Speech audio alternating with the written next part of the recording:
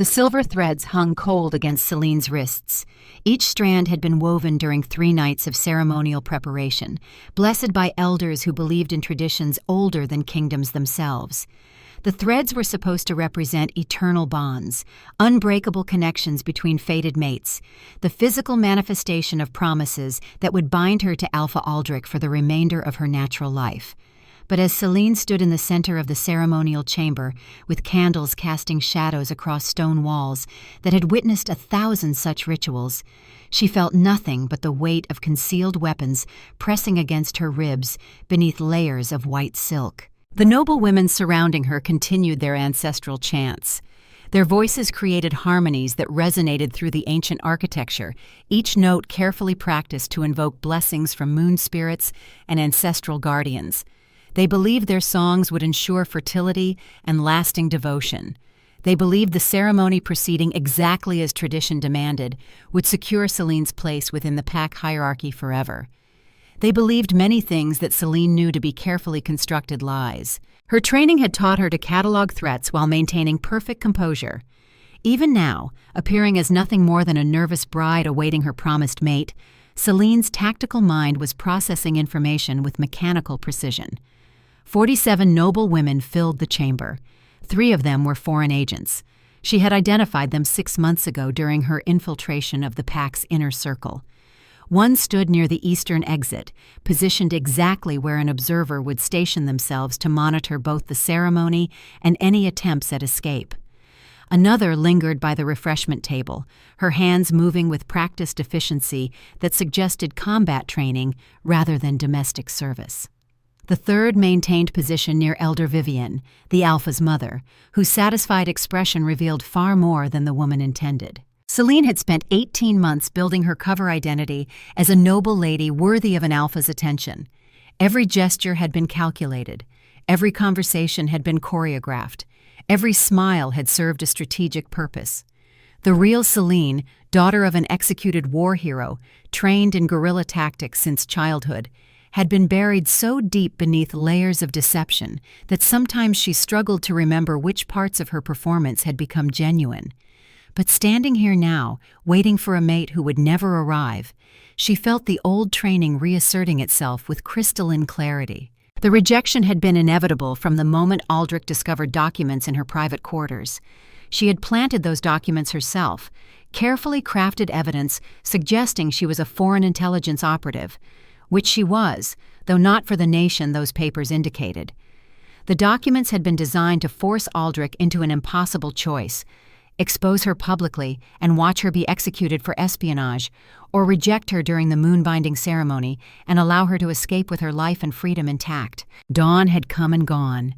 The sun climbed higher beyond stained glass windows that transformed ordinary light into colors meant to bless sacred unions. The chanting continued. The noble women began exchanging glances that shifted from supportive to confused. Minutes accumulated into an hour. Candles burned lower. The scent of moonflowers grew cloying rather than sacred. Some elders began murmuring explanations that ranged from reasonable to desperate. Perhaps territorial matters had delayed him. Perhaps roads had proven difficult. Perhaps some detail of timing had been misremembered. Then the chamber doors opened with enough force to silence every voice instantly. Captain Garrett entered with the military bearing of someone who had trained alongside the Alpha since boyhood. His expression was carefully blank, the studied neutrality that preceded devastating news. He walked directly to the ceremonial master, an elder whose authority normally went unchallenged, and whispered something that made the old wolf's face drain of color. Then Garrett turned to face the assembled nobility with shoulders squared and voice carrying no inflection whatsoever. Alpha Aldrich declines the moonbinding. The union is rejected. The silver threads must be removed immediately. The words hung in air that suddenly felt too thick to breathe. Around Celine, gasps erupted from women who understood exactly what this announcement meant. Not merely a delayed ceremony, not a misunderstanding that could be corrected. Public rejection before the entire court, humiliation so complete that her status would be destroyed irrevocably. The kind of shame that marked females as unsuitable for any position of honor or respect. Celine allowed her face to crumple with practiced devastation. She had rehearsed this reaction in front of mirrors, perfecting the exact expression of a woman whose world had just collapsed around her. Her breathing became shallow and rapid. Her hands trembled against the silver threads. She took one stumbling step backward, then another, playing the role of someone whose mind could not process the magnitude of her public destruction. The noble women began backing away from her as if rejection might be contagious. She watched recognition dawn in their eyes, not sympathy, but judgment forming with the speed of pack mentality asserting itself. Whispers started immediately, voices that carried despite attempts at discretion. Too ambitious, probably pushed too hard for status. Perhaps the alpha discovered some unsuitability. Maybe her bloodline carried hidden weaknesses. Celine's performance allowed them to believe whatever explanations made them most comfortable. She turned her trembling into full-body shaking. She let tears stream down her face with the abandon of someone whose control had shattered completely. She released a sound that might have been a sob, or might have been his name, though she made certain the actual word remained unclear. Then she ran, barefoot across stone floors that had been polished smooth by centuries of ceremonies. The white silk of her ceremonial gown tangled around her legs as she burst through chamber doors into corridors that suddenly seemed to stretch into infinity. Behind her, she heard voices calling her name with varying degrees of concern and curiosity. None of them followed with any real commitment. Rejected females were expected to flee. The pack would give her time to process her devastation before deciding what to do with someone who no longer fit within their carefully ordered hierarchy.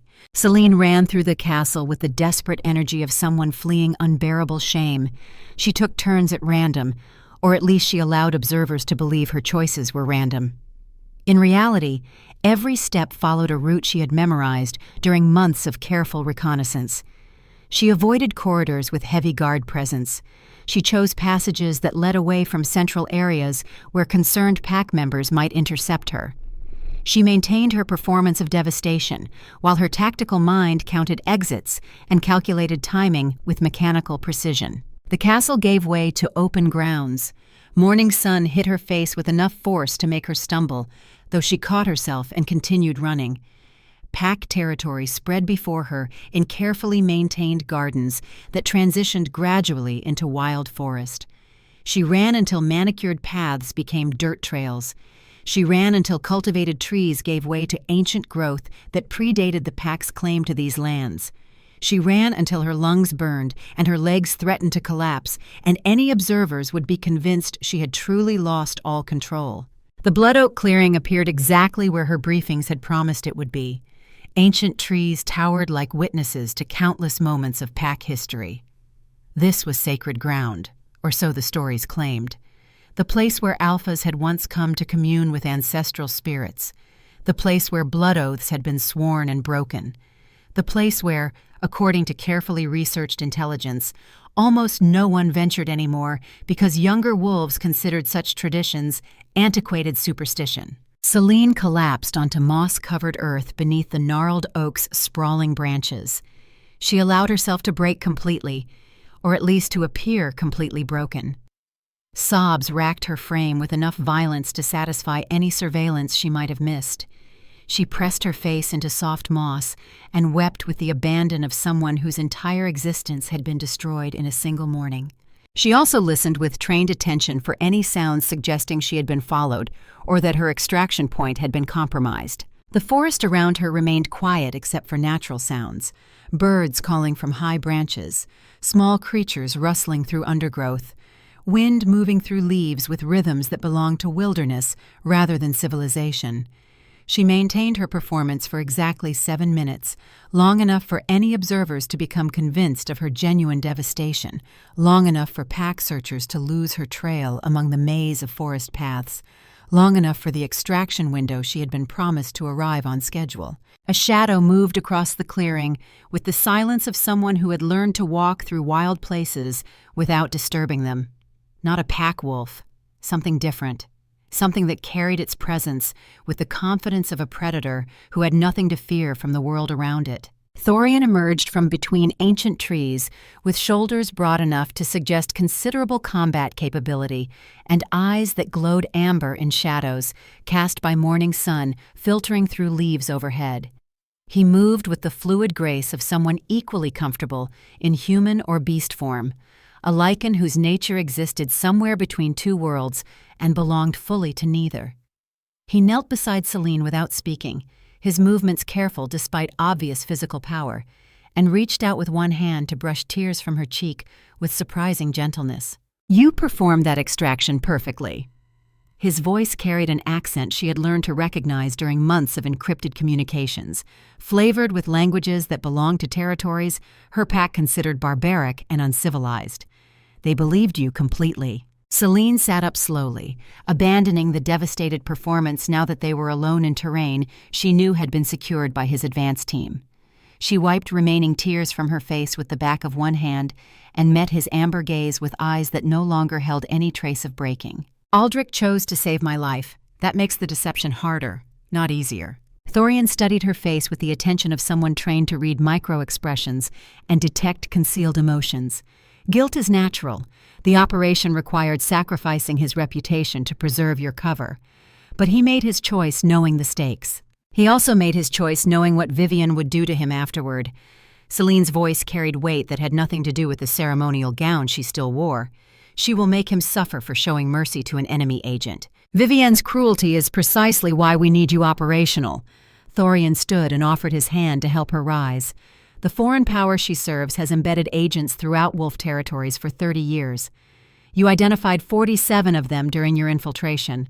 That intelligence alone justifies everything you sacrificed to obtain it." Celine accepted his hand and pulled herself upright.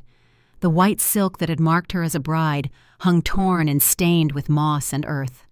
The silver threads around her wrists caught sunlight with mockery rather than blessing. She looked down at them for a long moment before speaking again. "There is something else we need to discuss, something that changes our tactical situation significantly." Thorian's expression shifted into the careful neutrality of someone preparing to process unexpected intelligence. "What situation?" "I am pregnant." The words fell between them with the weight of stones dropped into still water.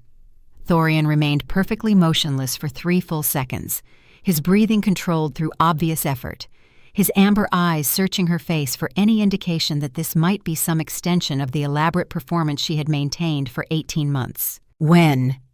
His voice emerged flat and emotionless, the tone of someone forcing feelings aside to focus on operational implications. 3 weeks ago." Celine met his gaze without flinching. "When I proposed the contingency plan for maintaining deep cover if the rejection scenario failed. We discussed many contingency plans." Thorian's words came carefully, each syllable weighted with implications he was clearly working to process. "I do not recall any that involved creating a child. You were concerned about what would happen if Aldrich chose to expose me publicly rather than reject me privately." Celine spoke with the same tactical precision she had used during all their previous mission briefings. "I suggested that a pregnancy would provide leverage regardless of outcome. If I was exposed and captured, a child would give them reason to keep me alive for intelligence extraction. If I was rejected and extracted successfully, a hybrid child would represent future alliance value between wolf and lichen populations. That is the most coldly tactical approach to procreation I have encountered in 3 decades of covert operations." Thorian's voice held something that might have been admiration, or might have been horror. "You planned this pregnancy as a strategic asset. I planned this pregnancy as insurance against the dozen ways our operation could collapse." Celine's tone remained steady and unapologetic. "You initially refused when I proposed the idea. You said you would not father a child to serve as a strategic bargaining chip. I still maintain that position."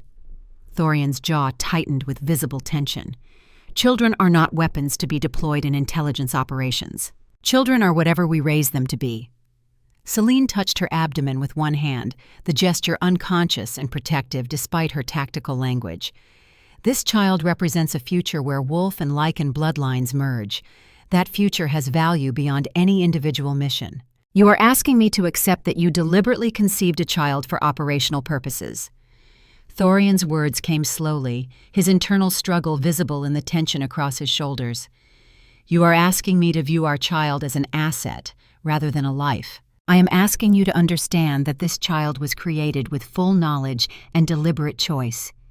Celine's voice softened fractionally, enough to suggest genuine emotion beneath tactical calculation. "Not as a weapon, not as leverage, but as proof that cooperation between our peoples produces something stronger than either bloodline alone. Thorian was silent for a long moment, amber eyes studying her face with intensity that felt almost physical. Then he reached out and placed his hand over hers where it rested on her abdomen. The gesture carried weight that transcended their operational partnership. I entered our arrangement with full consent and strategic clarity. His voice dropped to something quieter and more personal than anything she had heard from him during months of mission planning. If you carried forward with conception despite my initial refusal, that was your choice and your right. But I will not pretend this child is merely an asset. If we are bringing life into this world, we do so with full commitment to protecting that life, regardless of strategic value. Agreed. Celine felt something ease in her chest, some tension she had been carrying without acknowledging it. This child will be protected, by both of us. Then we moved to the next phase. Thorian stepped back and scanned the clearing with tactical awareness reasserting itself. I have transport waiting 2 miles north. We need to reach Silver Mountains before your pack organizes a serious search effort. They will search. Celine gestured at the torn ceremonial gown, but they will expect to find a broken female who fled into wilderness to die of shame. They will not expect to find an operative who extracted herself according to predetermined schedule. Let them search. By the time they realize you had assistance, you will be beyond their reach entirely. They moved through forest with practiced efficiency, 2 operatives executing an exfiltration that had been planned and rehearsed through months of careful preparation. Thorian led with the confidence of someone who knew these territories intimately, choosing paths that avoided pack patrol routes and natural choke points where ambush would be most effective. Celine followed with the silent grace that had been drilled into her during childhood training, her feet finding purchase on uncertain terrain without conscious thought, her breathing controlled despite rapid movement. The transport proved to be a nondescript vehicle, hidden beneath camouflage netting in a clearing that civilian maps identified as impassable terrain. 2 Lycan operatives stood watch, their amber eyes tracking movement with predatory awareness before recognizing Thorian and relaxing fractionally. They acknowledged Celine with brief nods that held professional respect rather than the judgment she had endured in the ceremonial chamber. "Status," Thorian demanded as they approached. "Perimeter secure." The larger operative gestured north with one hand. "No pack patrols within 3 miles. Ground sensors show no pursuit." "Air surveillance?" Thorian opened the vehicle's rear door and gestured for Celine to enter first. 2 drones passed overhead an hour ago. They are searching the wrong quadrants." The operative allowed himself a slight smile. "Your diversion worked perfectly." Celine climbed into the vehicle and immediately began stripping away the destroyed ceremonial gown. Underneath, she wore fitted tactical clothing that had been concealed beneath layers of silk, dark fabric designed for freedom of movement rather than ceremony. She pulled the silver threads from her wrists and tossed them onto the vehicle floor without ceremony. Thorian entered behind her, and the vehicle began moving before the door fully closed. They traveled in silence for the first 20 minutes, the landscape outside transitioning from wolfpack territory to neutral lands to the mountain passes that marked the beginning of Lycan domain. Only when they crossed into terrain that no wolf patrol would dare enter did Thorian finally speak again. "We need to discuss what happens when we reach Silver Mountains." His tone carried the careful formality of someone negotiating terms rather than issuing orders. "You will be offered full protection and operational support, but you need to understand what you are walking into." A military installation disguised as a fortress. Celine's research had been thorough. 500 Lycan special forces, 200 wolf defectors, command structure that prioritizes merit over political bloodlines, training facilities that produce soldiers rather than ceremonial warriors. "You have done your intelligence gathering." Thorian almost smiled. "General Marcus will be pleased to meet someone who actually studied his published doctrine." Marcus Ironhide, 3 decades of combat experience, veteran of conflicts that most modern wolves believe are ancient history. Celine recalled details from classified briefings. Lost his eye during the Thornwood campaigns. Refused medical regeneration because the scar serves as reminder of tactical mistakes. "He will like you immediately." Thorian's expression held genuine amusement now. Most operatives arrive at Silver Mountains believing their reputation precedes them. Marcus enjoys humbling, overconfident soldiers who think intelligence reports substitute for actual experience. I do not believe intelligence substitutes for experience. Celine met his gaze directly. I believe intelligence informs experience so mistakes cost fewer lives. That perspective will serve you well in what comes next. Thorian's amusement faded into something more serious. The foreign power that Vivian serves is not simply embedding agents.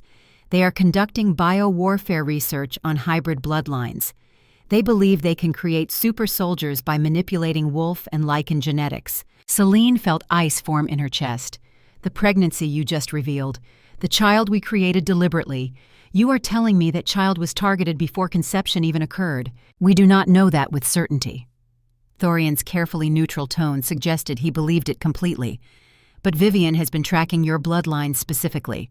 Your father was a war hero with extraordinary tactical abilities. Your mother carried recessive lichen genes despite being born into a wolf pack. You represent exactly the genetic profile their research would prioritize. They wanted me pregnant before they arranged my rejection. Celine spoke the conclusion with cold certainty. The entire moon-binding ceremony was orchestrated to place me in a position where creating a child would seem like rebellion rather than compliance with enemy objectives. We believe Vivian intended for you to conceive with Aldrich. A hybrid child raised within the pack hierarchy would be easier to monitor and eventually recruit than one born outside their control. Thorian leaned forward with intensity. By conceiving with me instead, you removed that child from their immediate reach. But it also means they will consider the child a strategic asset worth recovering. How long have you known this? Celine kept her voice level despite rage building beneath tactical analysis. How long have you understood that my pregnancy serves enemy objectives regardless of whose child I carry? We received confirmation 3 days ago. Intelligence intercepts suggested Vivian's research program focuses specifically on bloodlines like yours. Thorian did not look away from her anger. I intended to brief you after successful extraction. I did not expect you to reveal the pregnancy this quickly. You should have briefed me before I conceived. Celine's hands clenched into fists. I entered this pregnancy believing I was creating strategic leverage. You are telling me I was fulfilling enemy research objectives. You created a child with full agency and deliberate choice. Thorian's voice hardened with command authority. The enemy may have wanted a hybrid child from your bloodline, but they wanted a child they could control. A child raised by us, protected by us, trained by us, will never serve their purposes regardless of genetic potential. Celine forced herself to breathe slowly and release the anger that would serve no tactical purpose. You are correct. Strategic recrimination accomplishes nothing. We focus on protecting this child and dismantling the research program that targeted my bloodline. Agreed. Thorian relaxed fractionally. When we reach Silver Mountains, you will begin training immediately. Pregnancy does not exempt operatives from maintaining combat readiness. I would not expect exemption. Celine touched her abdomen again with that same unconscious protective gesture. This child will be born into a world at war. The least I can do is ensure I remain capable of fighting in that world. The vehicle climbed higher into mountain passes where snow remained visible on peaks despite approaching summer. The air grew thinner and colder. The landscape transformed from forest to rock to fortified positions that marked Silver Mountains proper. Celine studied the defensive architecture with professional appreciation. Overlapping fields of fire, hardened bunkers built directly into cliff faces, observation posts positioned to provide early warning against any approach. This was not a castle built for political ceremony. This was a fortress designed by soldiers who understood that survival required constant vigilance. They passed through 3 security checkpoints before reaching the main installation. Each checkpoint involved biometric verification, visual confirmation, and coded phrases that would change on irregular schedules to prevent pattern recognition. The security protocols impressed Celine with their combination of technological sophistication and human judgment. No single system could be defeated because multiple layers required different skill sets to compromise. The vehicle finally stopped in a courtyard where soldiers moved with purposeful efficiency. Not the casual discipline of ceremonial guards, but the focused intensity of professionals who knew their duties and executed them without requiring supervision. Thorian exited first and offered his hand to help Celine down from the vehicle. "Welcome to Silver Mountains." His gesture encompassed the fortress complex spreading across multiple terraces carved into the mountainside. This will be your home and training ground for the immediate future. A figure emerged from the main structure with bearing that suggested command authority despite advanced age. His face carried the hard lines of someone who had spent decades making difficult decisions. The missing eye that dominated his left side had been replaced with a tactical optic that glowed faintly red when it tracked movement. He stopped 3 paces from Celine and studied her with his remaining natural eye, while the prosthetic presumably scanned her for threats. So this is the operative who spent 18 months in deep cover with Aldrich's pack. General Marcus Ironhide's voice carried the rough edges of someone who had breathed too much smoke and shouted too many orders. You must be either exceptionally skilled or exceptionally lucky. I prefer to believe skill, but I acknowledge the role of fortune. Celine met his gaze without flinching. General Ironhide, your published tactical doctrine on asymmetric warfare informed much of my approach to the infiltration mission. Did it now? Marcus's remaining eye narrowed with interest. Which specific elements did you find applicable? The principle that strategic patience produces better outcomes than tactical urgency, Celine recited from memory. You argued that operatives embedded in enemy territory should prioritize information gathering over immediate action. That a single well-informed operative can achieve more than a strike team operating without intelligence. You actually read Beyond the Frontier.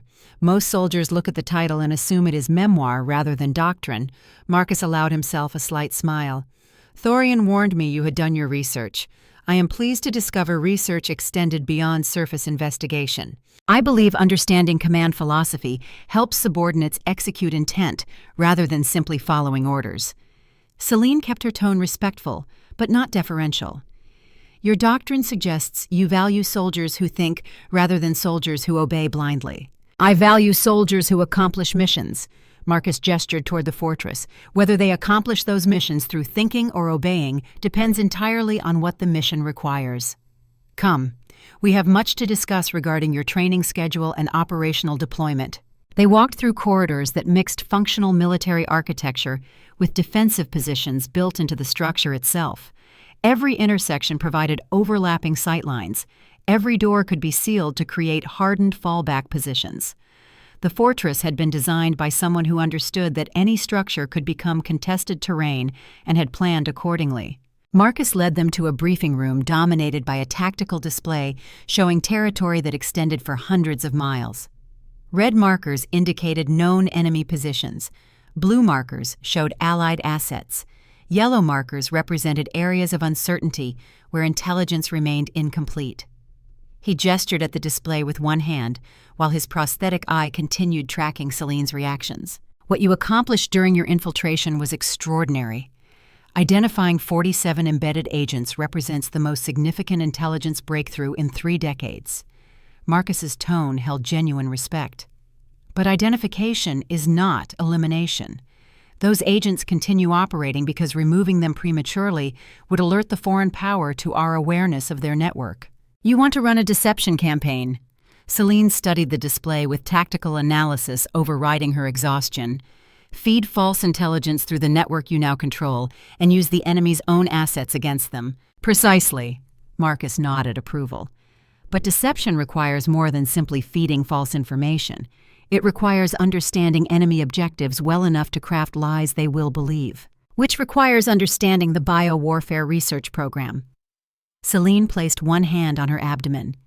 The program that targeted my bloodline specifically. Marcus exchanged a glance with Thorian that confirmed they had discussed this revelation before her arrival.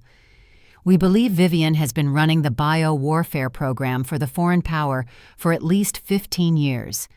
Her position as Aldrich's mother provided perfect cover for recruiting test subjects and monitoring genetic outcomes. How many children? Celine forced herself to ask the question despite knowing the answer would be devastating. We estimate between 30 and 50 hybrid children were created through her program. Marcus's expression remained professionally neutral. Most were the result of arranged matings between carefully selected bloodlines. Many died during accelerated development. Some survived, but demonstrated no enhanced capabilities.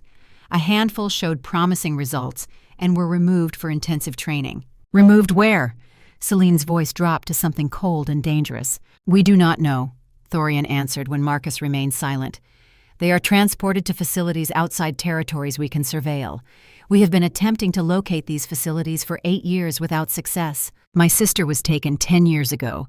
Celine spoke the truth she had been carrying like lead weight in her chest. "Lyra. She was 13 when she disappeared during a supposed hunting accident.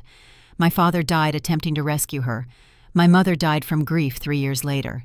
The silence that followed held weight that transcended professional sympathy. Marcus's remaining eye fixed on her face with intensity that felt almost physical. Thorian's expression shifted into something complicated and painful. "You never mentioned having a sister during our mission planning." Thorian's words came carefully. "That is significant intelligence you chose not to disclose. I mentioned having a sister who died in a hunting accident 10 years ago." Celine met his gaze without flinching. "I simply did not correct your assumption that she was actually dead. You believe she is being held in one of the bio-warfare research facilities." Marcus spoke it as statement rather than question. "You infiltrated Aldrich's pack hoping to gather intelligence that would lead you to those facilities." "I infiltrated Aldrich's pack because your resistance network recruited me to identify embedded agents."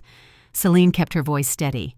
"The possibility that successful infiltration might provide information about my sister's location was additional motivation, not primary objective.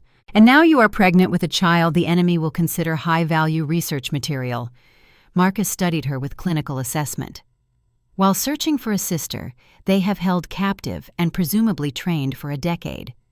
Your personal stakes in this operation have complicated our strategic position significantly.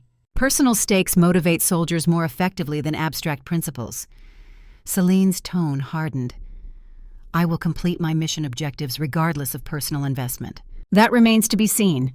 Marcus turned his attention back to the tactical display. "Training begins tomorrow. We have 7 months before your pregnancy reaches term.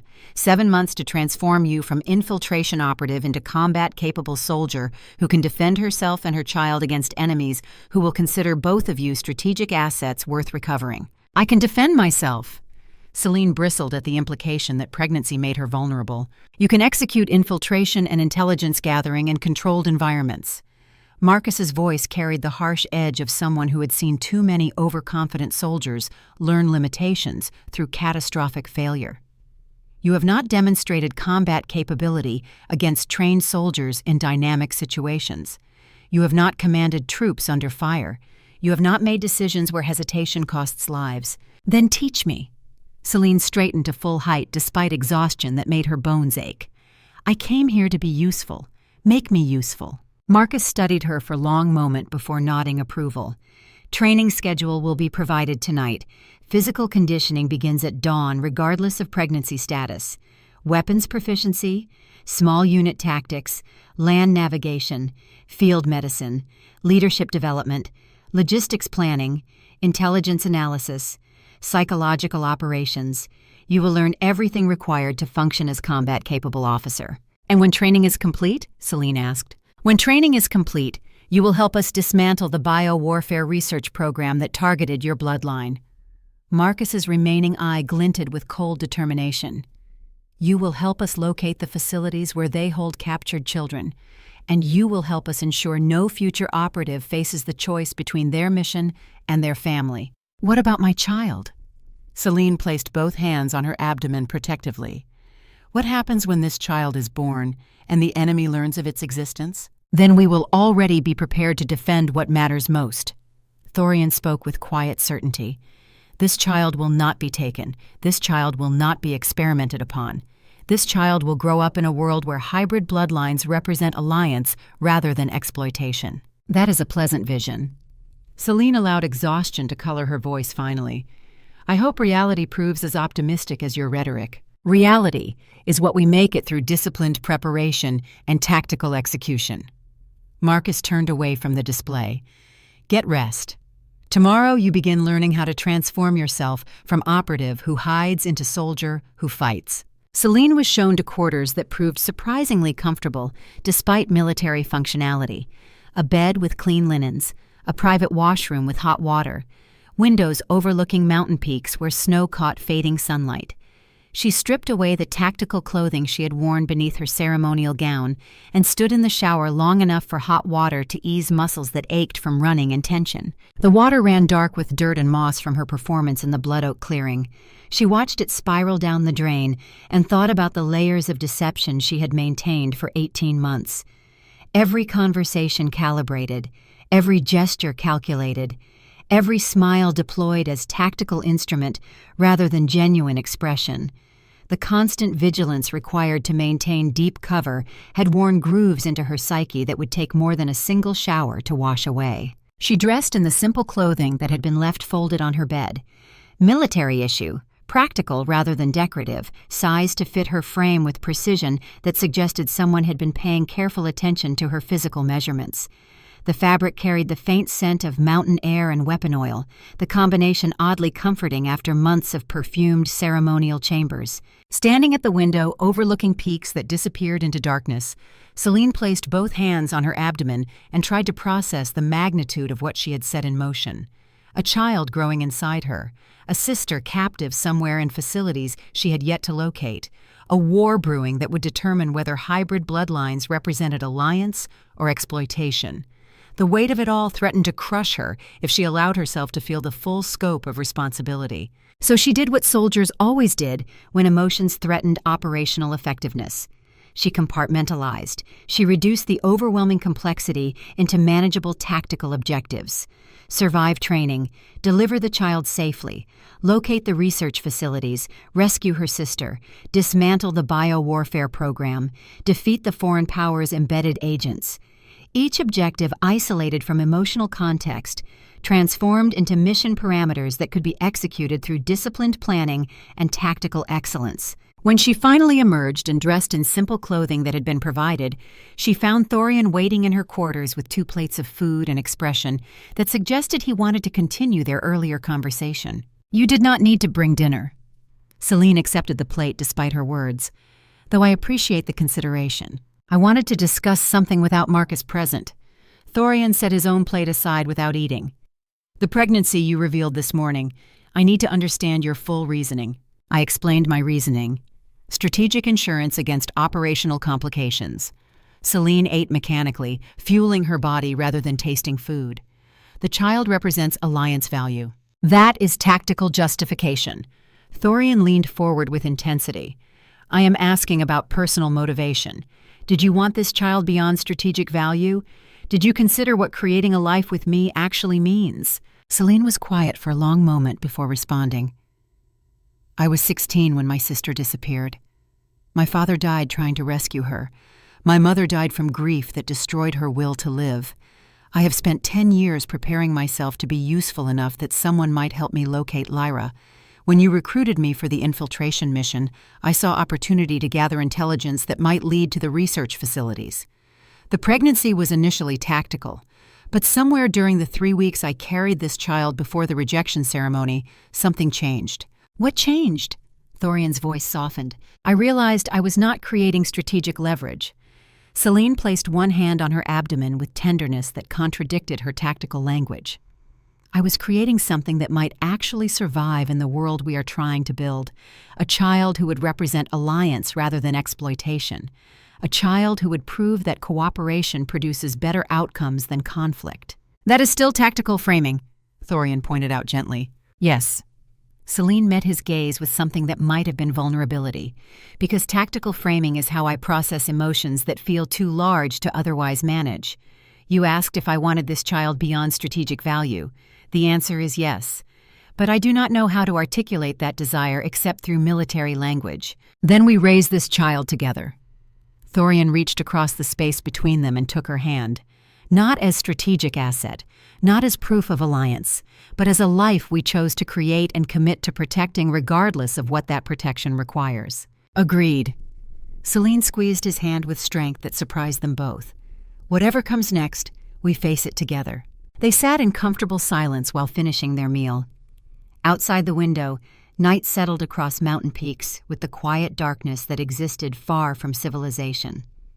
Somewhere in that darkness, enemy agents continued operations that had been running for 3 decades. Somewhere, research facilities held children who had been taken and transformed into weapons.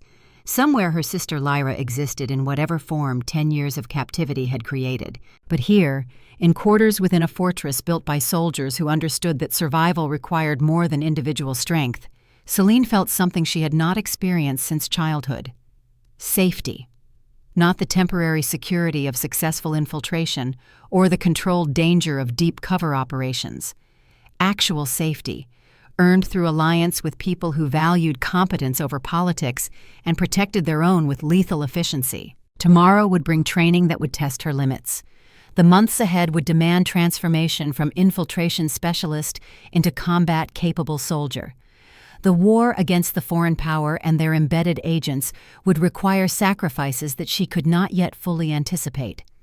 But tonight, she allowed herself to simply rest in the knowledge that she had successfully escaped the fate that others had planned for her. She had extracted herself according to her own design. She had chosen her allies and chosen her path, and she would use every resource available to ensure that the child growing within her and the sister stolen 10 years ago would both survive in the better world she intended to build through tactical excellence and disciplined execution of military operations. The rejection that was meant to break her had instead freed her to become something more dangerous than any of her enemies had anticipated. They had underestimated her competence. They had failed to account for her determination. They had made the fundamental error of believing that a rejected female would be too devastated to remain operationally effective.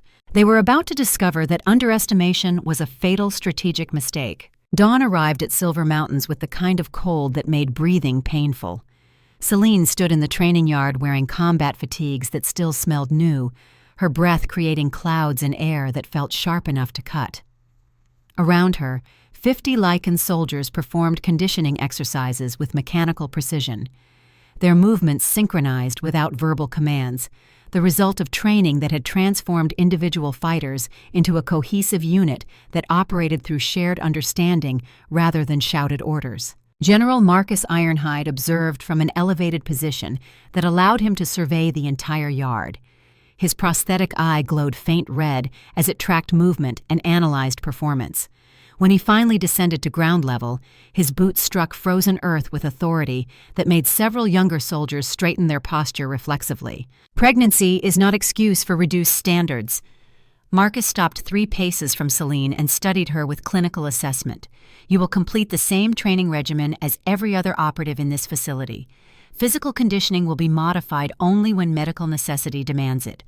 Until that point arrives, you train at full intensity. Understood. Celine met his gaze without flinching despite exhaustion that made her bones ache. No special treatment requested or expected. Good, because warriors who expect accommodation and training are the first to die in combat. Marcus gestured toward the assembled soldiers. You will be integrated into Fire Team 3.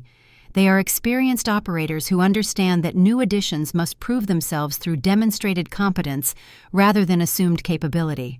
The soldiers of Fire Team 3 ranged in age from mid-20s to early 40s. 2 Lycans and 3 wolf defectors who had chosen Marcus's meritocracy over pack politics. They acknowledged Celine with nods that held neither welcome nor hostility, merely professional assessment of a new team member whose capabilities remained unproven. The team leader, a scarred Lycan named Corvus, stepped forward with bearing that suggested decades of combat experience. We run a 5-mile circuit every morning before breakfast. Terrain includes elevation changes and obstacle courses designed to simulate combat conditions. You will complete the circuit at team pace or you will not eat. Clear? Clear. Celine fell into formation as the team began moving. The circuit proved brutal, climbing walls with weighted packs, low crawling through mud beneath barbed wire, rope traverses over dangerous gaps. By mile 3, Celine's lungs burned and legs threatened collapse, but she maintained pace through stubborn determination. Corvus called halt after 5 miles. Adequate performance for first day. Tomorrow we add combat drills. You will learn to fight while exhausted because enemies do not wait for convenient moments. Breakfast proved to be simple rations consumed standing in the mess hall. No ceremony, no social hierarchy determining seating arrangements. Soldiers ate quickly and efficiently, fueling their bodies for the next training evolution rather than treating meals as social occasions. Celine appreciated the pure functionality of it after months of elaborate packed dinners where every word had carried political implications. Thorian arrived looking exhausted, dark circles shadowing amber eyes. Updated reports from inside Aldrich's territory. Vivian mobilizing. She knows you escaped deliberately. Search parties expanding significantly. How long before they reach defendable territories? Celine accepted the briefing without emotion. 2 weeks following predictable patterns. Less with aerial surveillance. He rubbed his face. We need accelerated training. Original 7 months may become 7 weeks before combat necessary. Then we train harder. The child will be born into war regardless. Better prepared than not. Medical staff monitors daily. If training risks pregnancy, we adjust. The mission requires capability. I will not become protected liability. Train me properly or find different operative. You are not just an operative. Thorian's voice dropped to something quieter and more personal. You are carrying our child, which is precisely why I need to be capable of defending that child when enemies come for us. Celine placed one hand on her abdomen where the pregnancy remained invisible beneath combat fatigues. This child will not survive if I am helpless. This child will thrive only if I am competent enough to ensure our survival through tactical excellence. Thorian was quiet for a long moment before nodding acceptance. Then we train you properly, but you will report any physical complications immediately. Heroic suffering that compromises mission effectiveness is not courage, it is stupidity. The days that followed established rhythms that left no time for reflection or emotional processing. Dawn conditioning runs, morning weapons training, afternoon small unit tactics, evening intelligence analysis, night land navigation exercises, every hour filled with instruction that demanded absolute focus and left her too exhausted for anything except collapse into dreamless sleep. Weapons training revealed skill gaps. She could shoot adequately for assassination, but combat required more. Shooting while moving, engaging multiple targets, maintaining accuracy under stress, all demanded muscle memory through thousands of repetitions. The rangemaster watched her struggle. Your fundamentals work for assassination. Your tactical application insufficient for sustained combat. You aim when you should shoot. You hesitate when you should transition. Then train my instincts. Celine reloaded with shaking hands. Usefulness requires accepting current inadequacy. He gestured at her mixed results. You will spend 4 hours daily here until weapons handling becomes automatic. 4 hours daily in addition to other training? Celine calculated the time commitment against limited hours available. 4 hours daily, because your life and your team's lives will depend on competence you currently lack. The rangemaster's tone held no sympathy. Talent is meaningless. Dedication is everything. You will dedicate yourself to weapons proficiency, or you will die when shooting skills become necessary. Small unit tactics proved humbling. Fireteam 3 executed drills with coordination that looked effortless but revealed countless practice hours. Hand signals and brief radio calls, terrain awareness almost supernatural. Contact drill responses left Celine struggling to keep pace. Corvus halted after disastrous drill where her slow response created defensive gaps. You think tactically, but move individually. Combat requires tactical awareness and instinctive execution.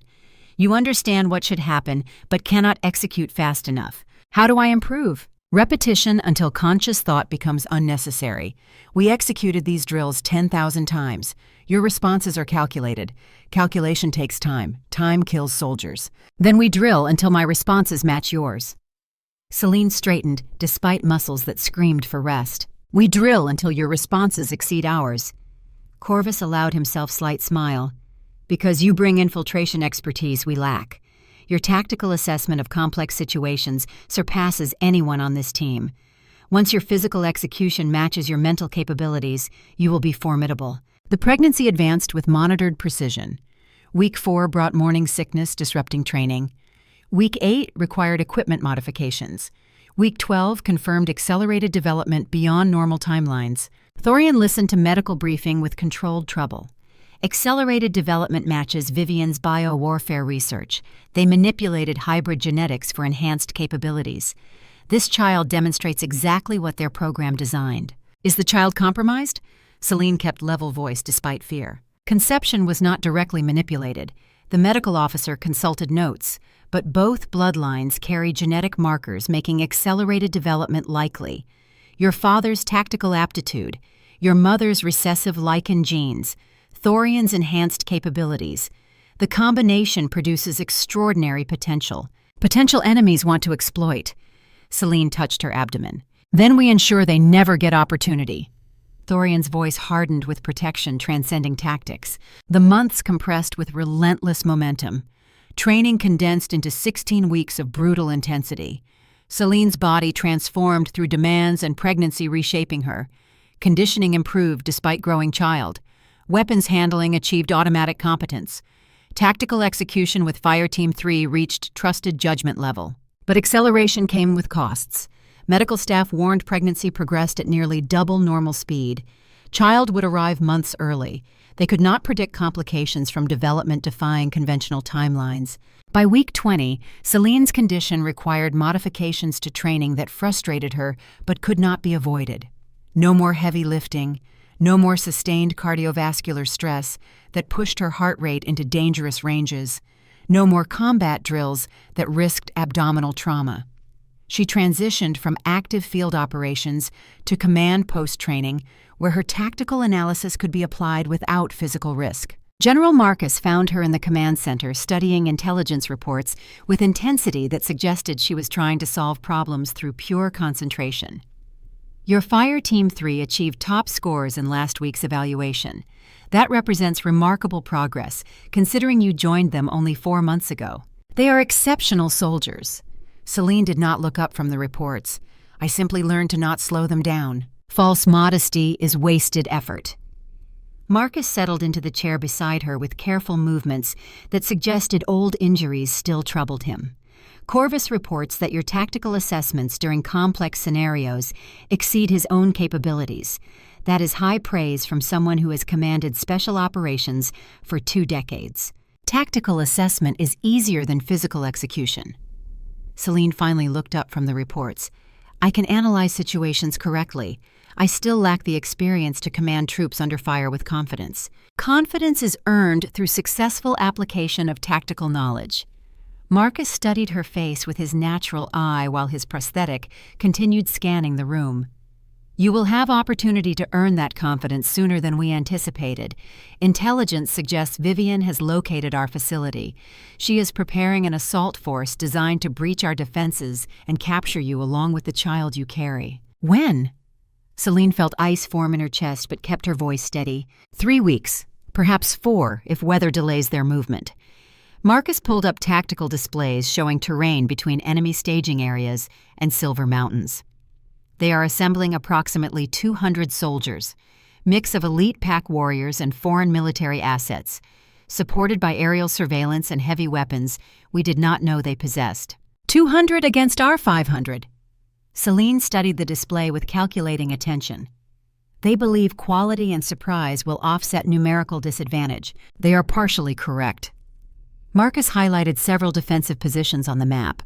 Our fortifications provide significant advantage, but we cannot defend every approach simultaneously. They will probe our perimeter until they identify weakness. Then they will commit their assault force at that point with overwhelming local superiority. So we give them a weakness to find. Celine began working through the problem with tactical analysis, overriding her pregnancy fatigue.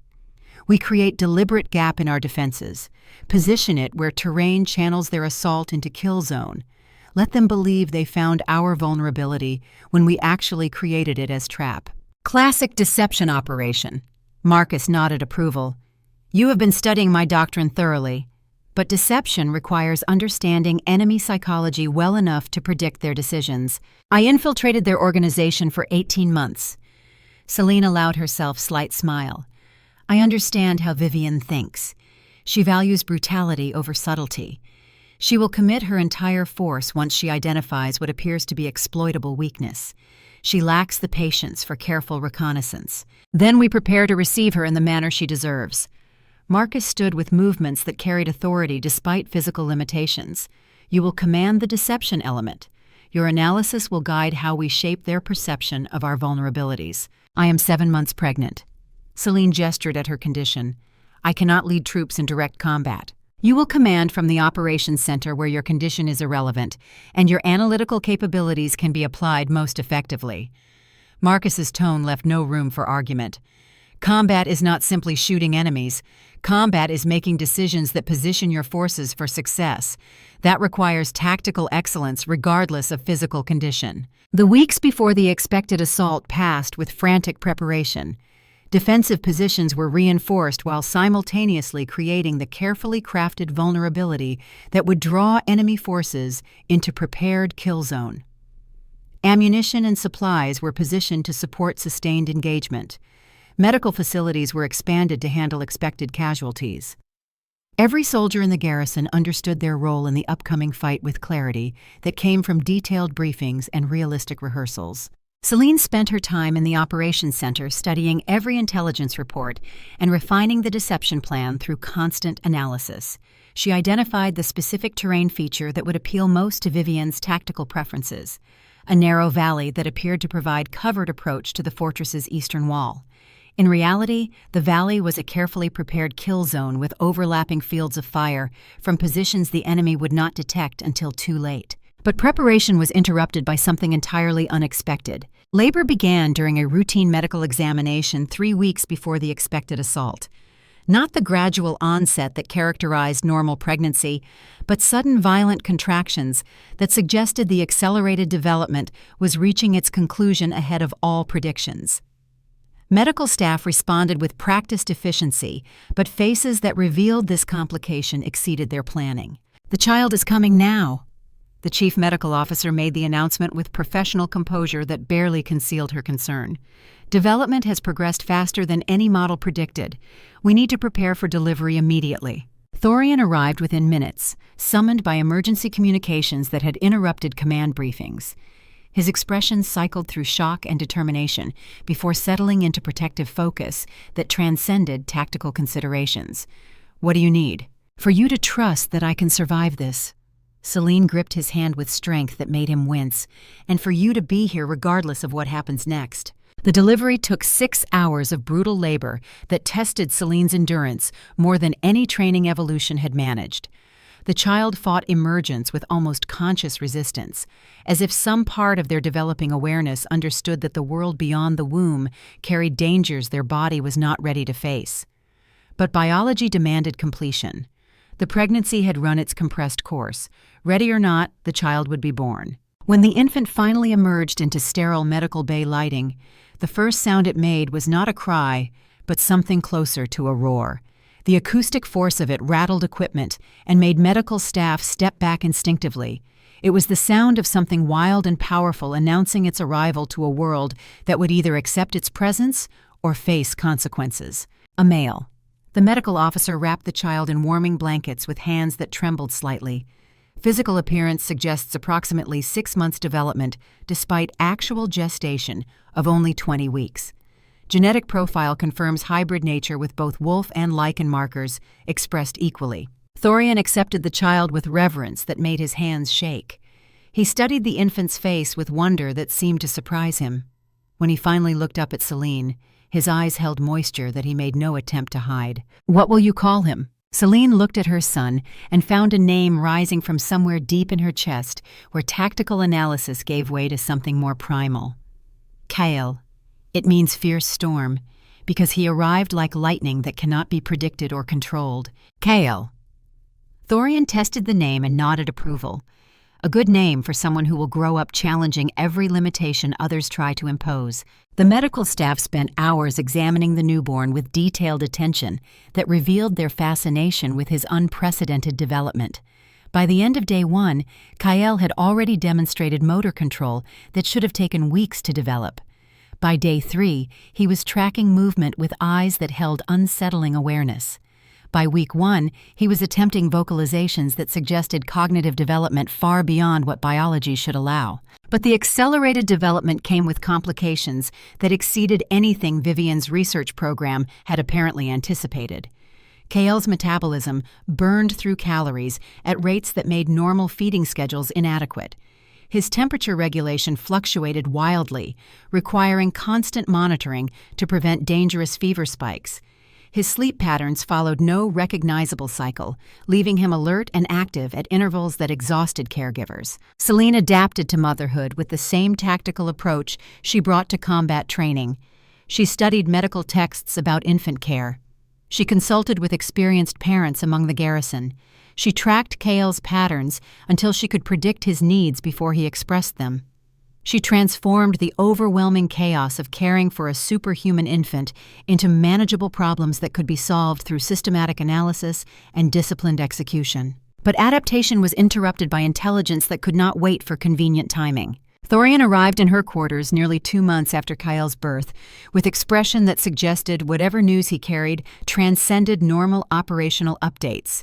We received communication from inside Aldrich's organization. One of our embedded sources confirmed something that changes our entire strategic situation. Celine looked up from where she was feeding Kael with attention that had learned to split between motherhood and tactical awareness. What situation? Your sister, Lyra. She is alive and being held in the primary research facility approximately 200 miles from here. Thorian's voice carried careful control that suggested he understood the emotional weight of his words.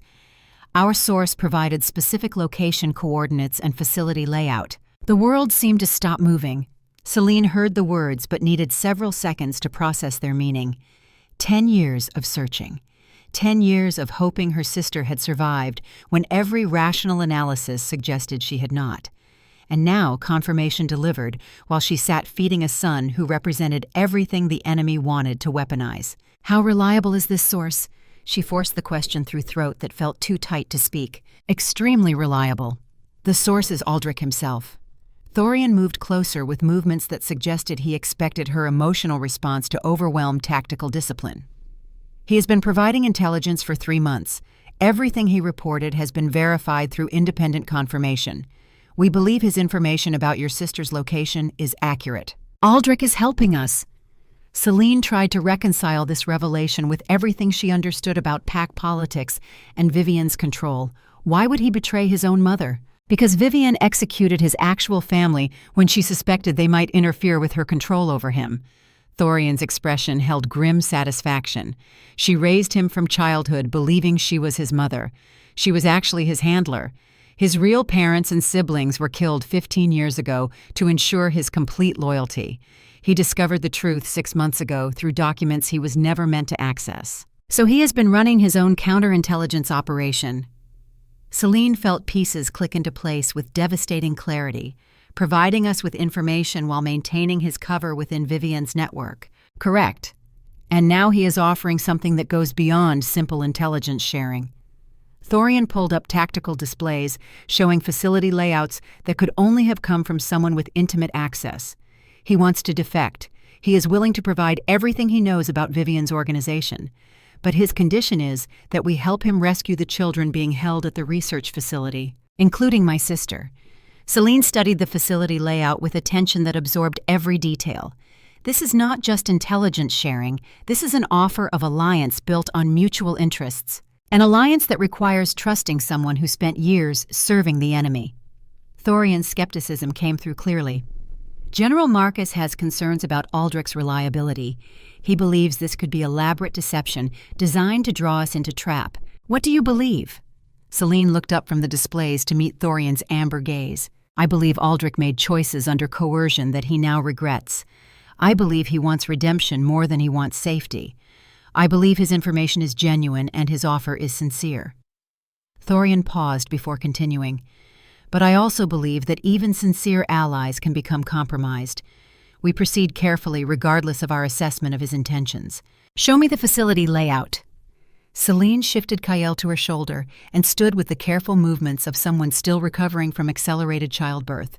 If Lyra is actually there, we need to plan extraction immediately. The facility Aldrich's intelligence revealed was precisely what Celine had feared it would be.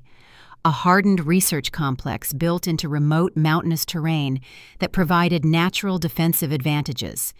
30 guards minimum, reinforced structures designed to resist assault, multiple layers of security that would make infiltration extremely difficult. And somewhere within those walls, children who had been taken and transformed into test subjects for biowarfare research that treated them as experimental material rather than living beings. General Marcus convened planning session in the main briefing room with his senior officers and Fire Team 3 leadership. Aldrich's intelligence had been distributed through secure channels. Everyone present understood the magnitude of what was being proposed. This is the most significant opportunity to strike the biowarfare program. Marcus highlighted facility layout key aspects, but opportunity comes with substantial risks. Facility is hardened. Even with intelligence, we would attack prepared defenses with forces we cannot easily reinforce. What is your recommendation? We do not attack directly. Marcus surprised everyone. We infiltrate with small team using Aldrich as access. Extract children and destroy research infrastructure from inside. Withdraw before reinforcements respond. That is a raid, not an assault. Corvus studied the layout with tactical analysis. A raid requires precision timing and perfect execution. Any deviation from plan could result in the team being trapped inside enemy facility. Correct. Which is why I am proposing that Fire Team 3 execute the mission with Celine providing tactical coordination from command post and Aldrich serving as our inside asset. Marcus turned his attention to Celine.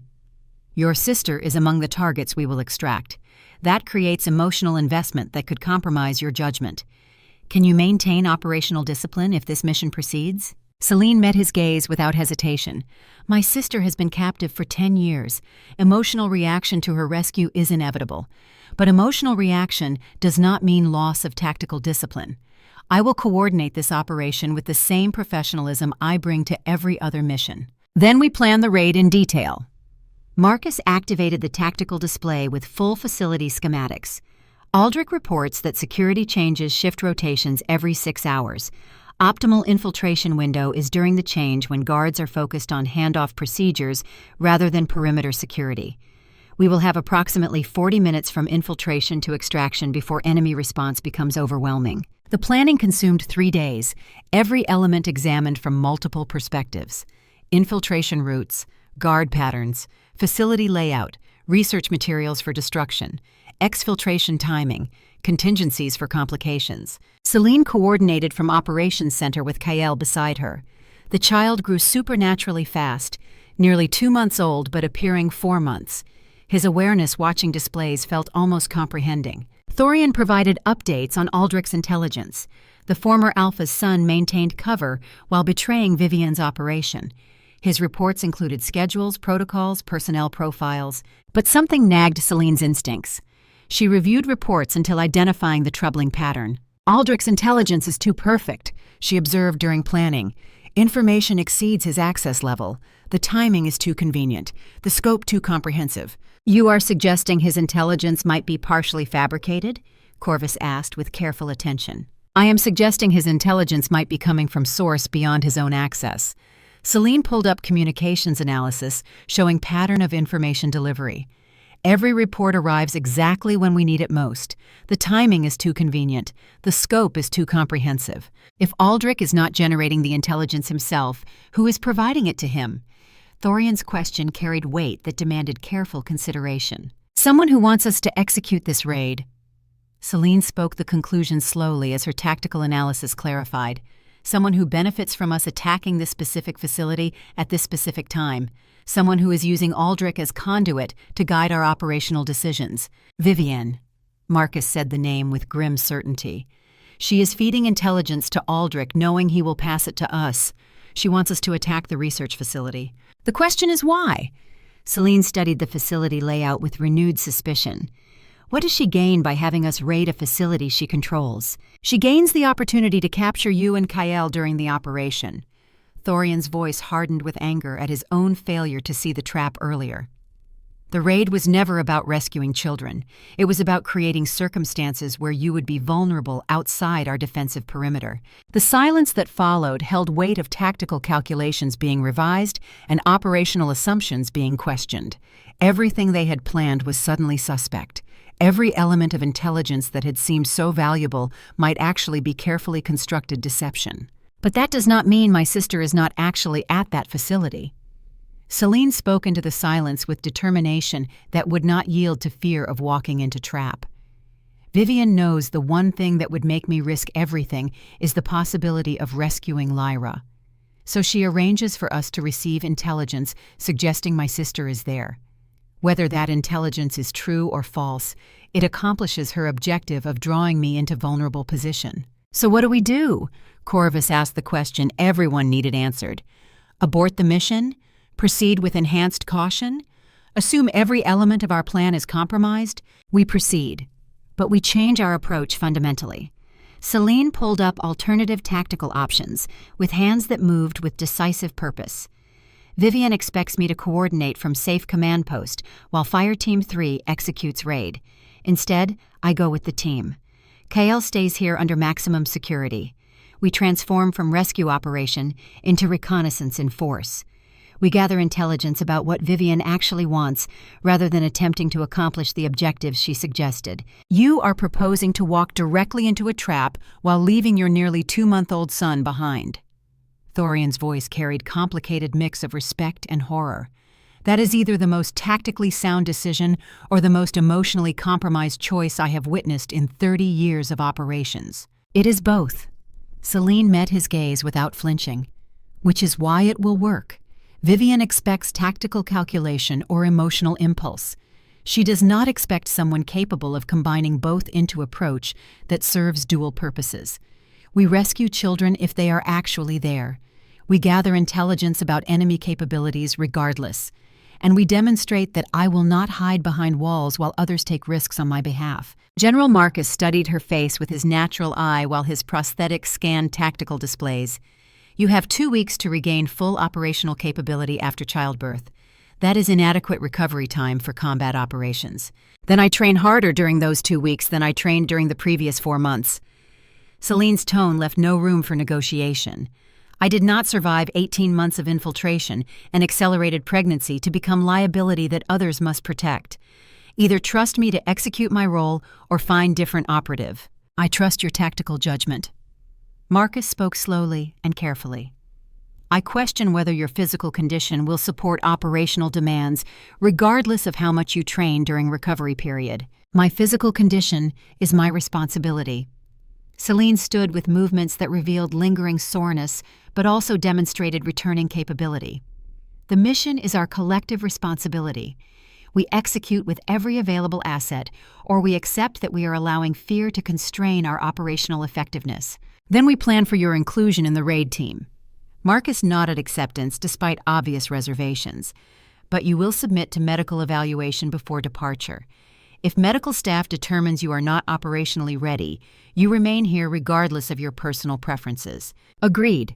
Celine accepted the compromise. Medical necessity overrides tactical preference, but barring medical prohibition, I participate fully. The 2 weeks that followed tested Celine's determination more severely than any previous training evolution.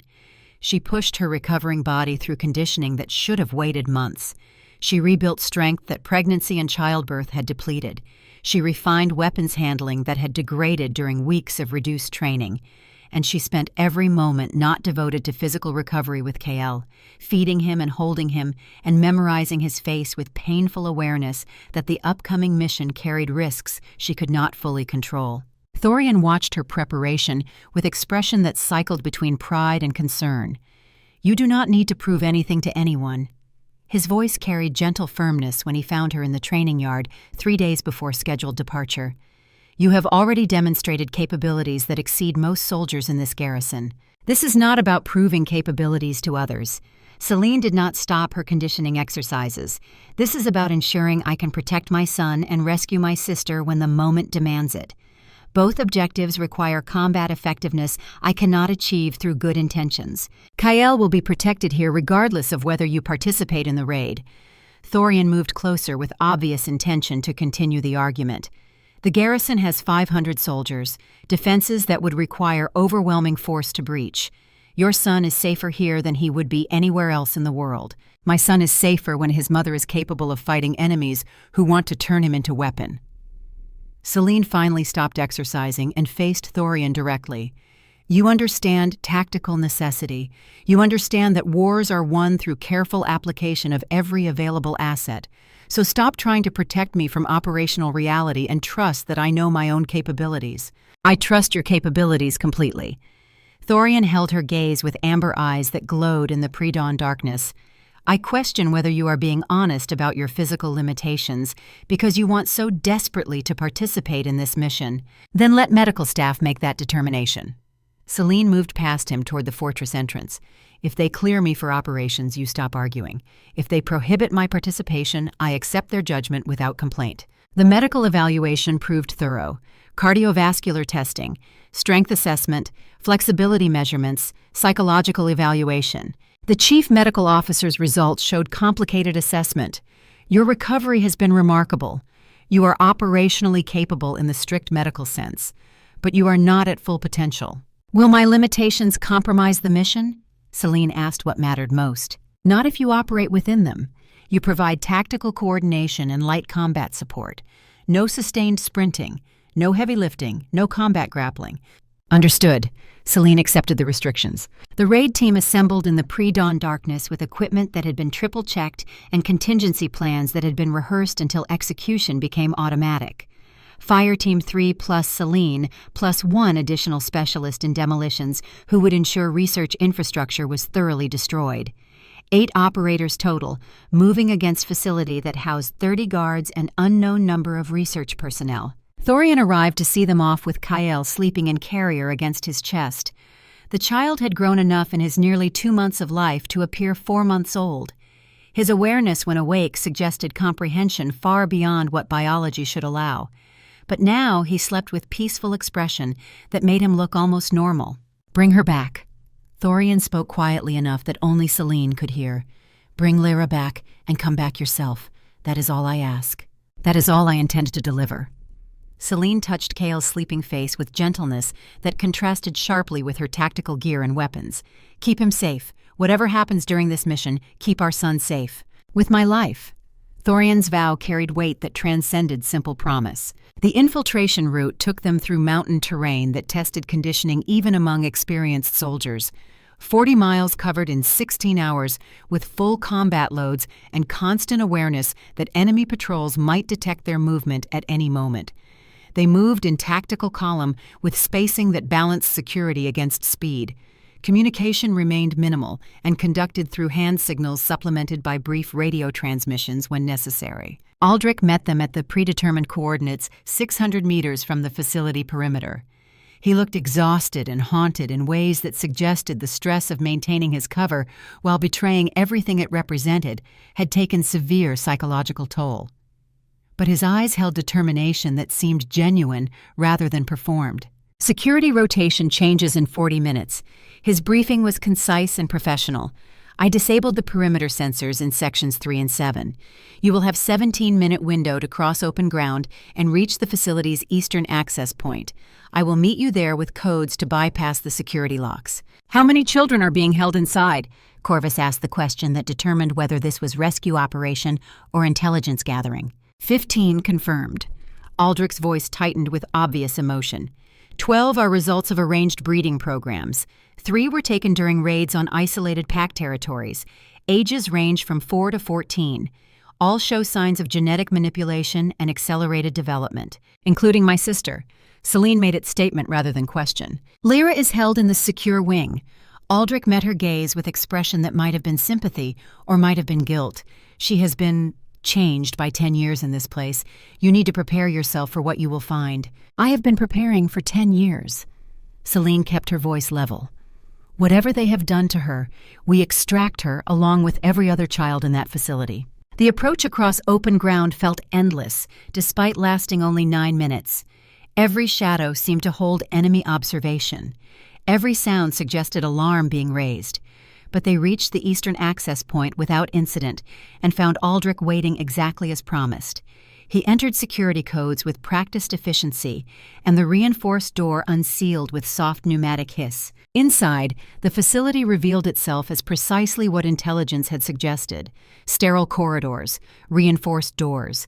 The antiseptic smell of research laboratories combined with something darker and more organic that suggested medical experimentation. They moved through the complex in tactical formation, with Aldrich providing navigation, while Corvus led the team with weapons ready and senses alert for any indication of hostile presence. The secure wing required additional security bypasses that Aldrich provided without hesitation. Each door they passed brought them deeper into facility, where evidence of the bio-warfare research became impossible to ignore. Examination rooms with restraint systems designed for children. Laboratory equipment calibrated for genetic analysis. Documents describing procedures that treated young subjects as experimental material rather than living beings. And then they found the cells. 15 children in individual containment units that provided minimal space and no privacy. Some slept fitfully. Others sat awake with expressions that suggested they had long since stopped expecting rescue or mercy. They looked up when the raid team entered with fear that transformed slowly into desperate hope as they recognized that these armed soldiers were not the researchers who had tortured them for months or years. Corvus immediately began organizing extraction. Each team member took responsibility for specific children. Calm words, gentle touches, professional efficiency that communicated both competence and compassion. The children responded with varying degrees of cooperation, ranging from eager compliance to traumatized withdrawal. Celine moved deeper into the secure wing, following cell numbers that Aldrich had specified. She found Lyra in the final containment unit at the corridor's end. 10 years had transformed the 13-year-old girl into a 23-year-old woman. But the transformation extended far beyond simple aging. Lyra moved with predatory grace that suggested extensive combat training. Her eyes tracked movement with tactical awareness that belonged to experienced soldiers rather than captive research subjects. And when she looked up to see Celine standing outside her cell, recognition flickered across her face, followed immediately by something dark and violent that had nothing to do with joy at rescue. The psychological conditioning Vivian had described was not metaphor or speculation. Celine watched her sister's expression shift from recognition to aggression with mechanical precision. Lyra launched herself at the containment unit's barrier with speed that would have been superhuman even for natural-born lichens. Only the reinforced construction prevented her from reaching Celine and doing whatever violence her conditioning demanded. "She has been programmed to kill you on sight." Aldrich spoke from behind Celine with voice heavy with guilt. "They used your image during conditioning sessions, associated you with pain and fear, made murdering you the core objective around which her entire psychological framework has been constructed. I should have warned you more explicitly. I thought you understood the depth of damage they inflicted. I understand now." Celine kept her voice steady despite watching her sister slam against the barrier repeatedly with single-minded determination to reach and kill her. The question is whether conditioning can be broken or if she is permanently compromised. "Conditioning can be broken with time and proper therapy." A new voice spoke from the shadows at the corridor's far end. "But breaking conditioning requires that the subject survive long enough to receive that therapy. And I have made certain that will not happen." Vivian stepped into the light with expression that held satisfaction rather than surprise. She was flanked by guards who had appeared from concealed positions with weapons already aimed at the raid team. Behind her, more soldiers sealed the corridor exits in movements that suggested this trap had been planned and rehearsed with the same attention to detail that Marcus had taught Celine to apply to every operation. "You walked into the facility exactly as predicted." Vivian allowed cold smile. "Minimal force because you believed rescue operation rather than assault. Divided attention between children and your sister. Now you stand in a kill box with limited options." Fire Team 3 shifted into defensive positions, providing whatever cover the corridor allowed. Weapons tracked targets, but held fire pending command. Children huddled behind protectors, understanding rescue had transformed into something dangerous. "You are correct, our position is suboptimal." Celine kept hands from weapons, suggesting peaceful intent. "But you made one error in planning." Vivian's smile faltered. "What error?" "You assumed I came expecting to succeed." Celine allowed slight smile. I came knowing this was trap, knowing you wanted Kale and myself, knowing every intelligence piece was designed to draw me here. So the question is not whether you trapped me successfully. The question is what I plan to accomplish by walking into your trap deliberately. Behind Vivian, deep in the facility's interior, multiple explosions shook the structure with force that made lights flicker and walls crack. The demolition specialist who had accompanied Fire Team 3 had completed his mission while Vivian focused her attention on capturing Celine and the raid team. Every research laboratory, every data storage system, every bit of infrastructure that supported the bio-warfare program, all of it was being systematically destroyed while Vivian's forces surrounded what she believed was her primary objective. "You sacrificed yourself to destroy my research."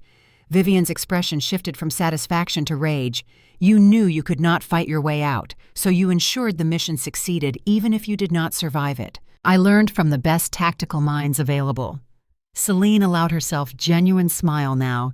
"General Marcus taught me that mission accomplishment matters more than individual survival. Sometimes the most effective operation is the one where you accept personal cost to achieve strategic objectives." Vivian's rage transformed into something colder and more calculating. "You may have destroyed this facility, but I still have you. I still have leverage to recover what you took from me. Your son, the hybrid child with capabilities that exceed anything we previously achieved. You will never reach Kael." Celine spoke with absolute certainty. "Silver Mountains is defended by 500 soldiers who consider him worth protecting with their lives. You do not have forces sufficient to breach those defenses. Then I will take you and use you to draw Thorian out." Vivian gestured at her guards. "Capture her alive. Kill anyone who resists." The corridor erupted into violence that transformed sterile research space into battlefield nightmare. Fire Team 3 engaged with disciplined fire that demonstrated their training even as they fought from disadvantaged positions. Aldrich surprised everyone by turning his weapon on Vivian's guards rather than the raid team, his defection finally complete and irrevocable. Children screamed and huddled behind whatever cover they could find, while soldiers fought around them with lethal intensity. Celine drew her weapon and engaged with automatic competence that training had embedded in muscle memory. She was not fastest shooter. She was not most accurate under stress. But she was capable, and that capability kept her alive as the firefight developed around her with chaotic intensity. A guard went down, then another. Fire Team 3's superior training began to show despite numerical disadvantage, but Vivian's forces had tactical advantage of prepared positions and superior cover. The mathematics of the engagement favored defenders unless something changed the calculation fundamentally. That change came from the last place anyone expected. Lyra's containment unit suddenly unlocked from internal override. The psychological conditioning that had programmed her to kill Celine on sight apparently had not accounted for the possibility that seeing her sister in actual combat might trigger memories deeper than artificial programming. She emerged from the cell with predatory speed and immediately engaged Vivian's guards from their undefended flank with hand-to-hand combat that demonstrated a decade of forced training. She fought with savage efficiency that made even experienced soldiers fall back in shock. Her strikes targeted vulnerabilities with precision that suggested she had studied human anatomy for the specific purpose of killing quickly. Her movements flowed between targets without pause or hesitation. She was everything Vivian's research program had tried to create. A weapon shaped like a person, directed at enemies with no moral consideration beyond tactical effectiveness. But instead of killing her sister as conditioning demanded, Lyra was killing the guards who threatened her sister's survival. The contradiction seemed to cause her obvious psychological distress. Her expression flickered between programmed murder impulse and protective instinct that ran deeper than conditioning could erase. She screamed with frustration and continued fighting, her body executing violence while her mind struggled with competing directives. The tactical situation shifted dramatically. Fire Team 3 pushed forward with coordinated assault that exploited the chaos Lyra had created. Aldrich maintained suppressing fire that prevented Vivian's forces from reorganizing their defensive line.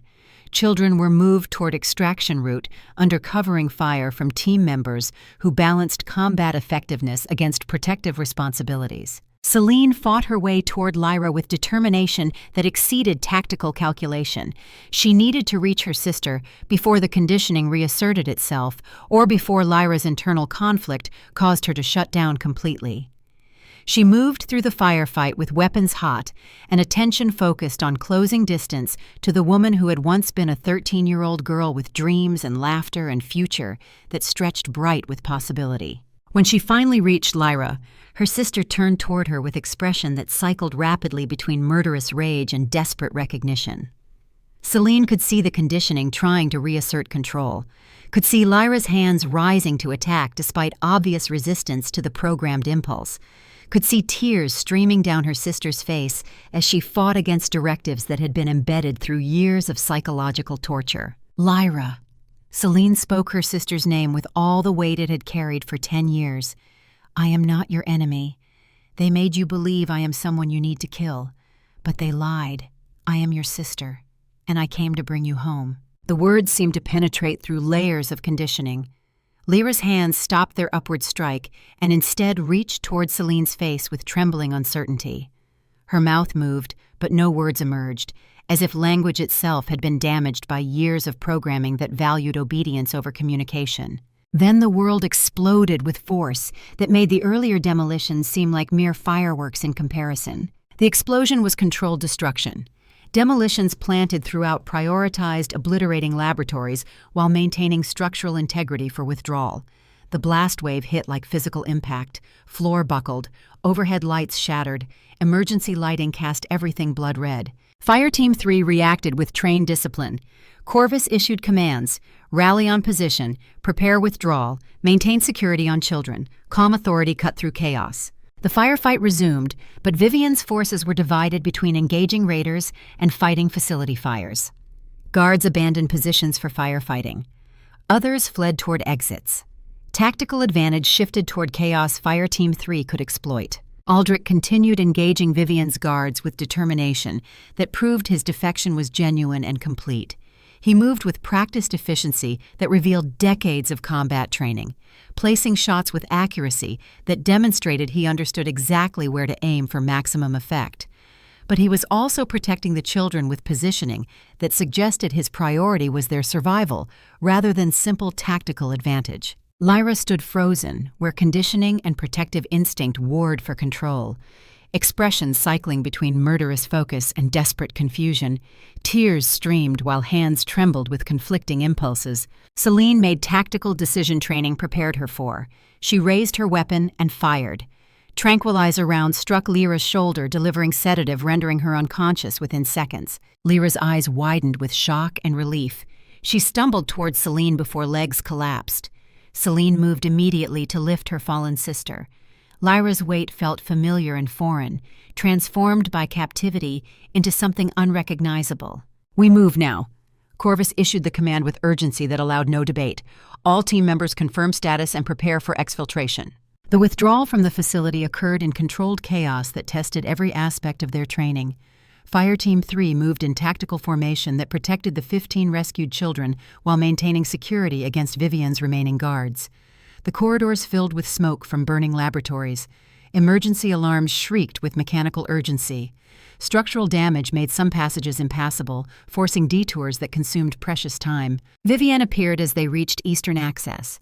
Standing alone, blood running from head wound, clothing torn and burned, eyes blazing with pure rage. You destroyed decades of work. Her voice carried across distance. Scientific breakthroughs reduced to ash because you could not accept some children serve greater purposes. Those children are not meant to serve any purpose except their own survival.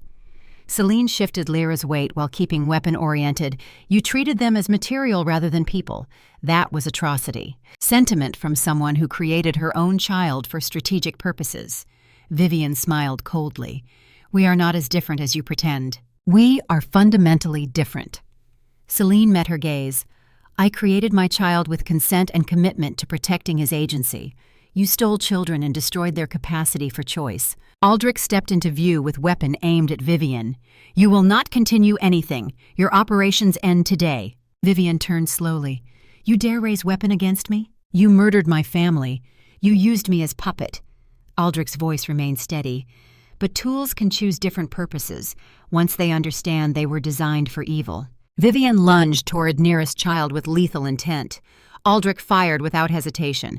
Shot struck her shoulder, spinning her away from the child. She fell to knees with shock rather than pain. "You actually shot me. I told you I would stop you from hurting anyone." Aldrich lowered weapon.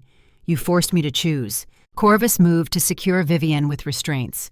The woman who orchestrated decades of suffering was captured. Return to Silver Mountains took 3 days through terrain offering concealment.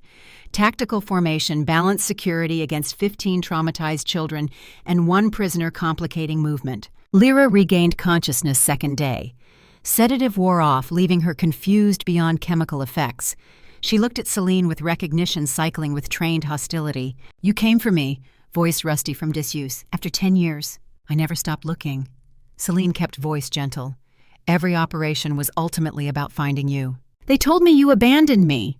Lyra's hands trembled. "Made me believe you were enemy needing to die." "They lied." Celine touched her sister's face. "You are my sister. I would burn the world to bring you home." Lyra cried with years of suppressed emotion finding release. Celine held her while Fireteam 3 maintained perimeter. When they finally reached Silver Mountains, Thorian was waiting with Kael. The child had grown noticeably even in the weeks since Celine's departure. His physical appearance now suggested 5 months despite being only 9 weeks old.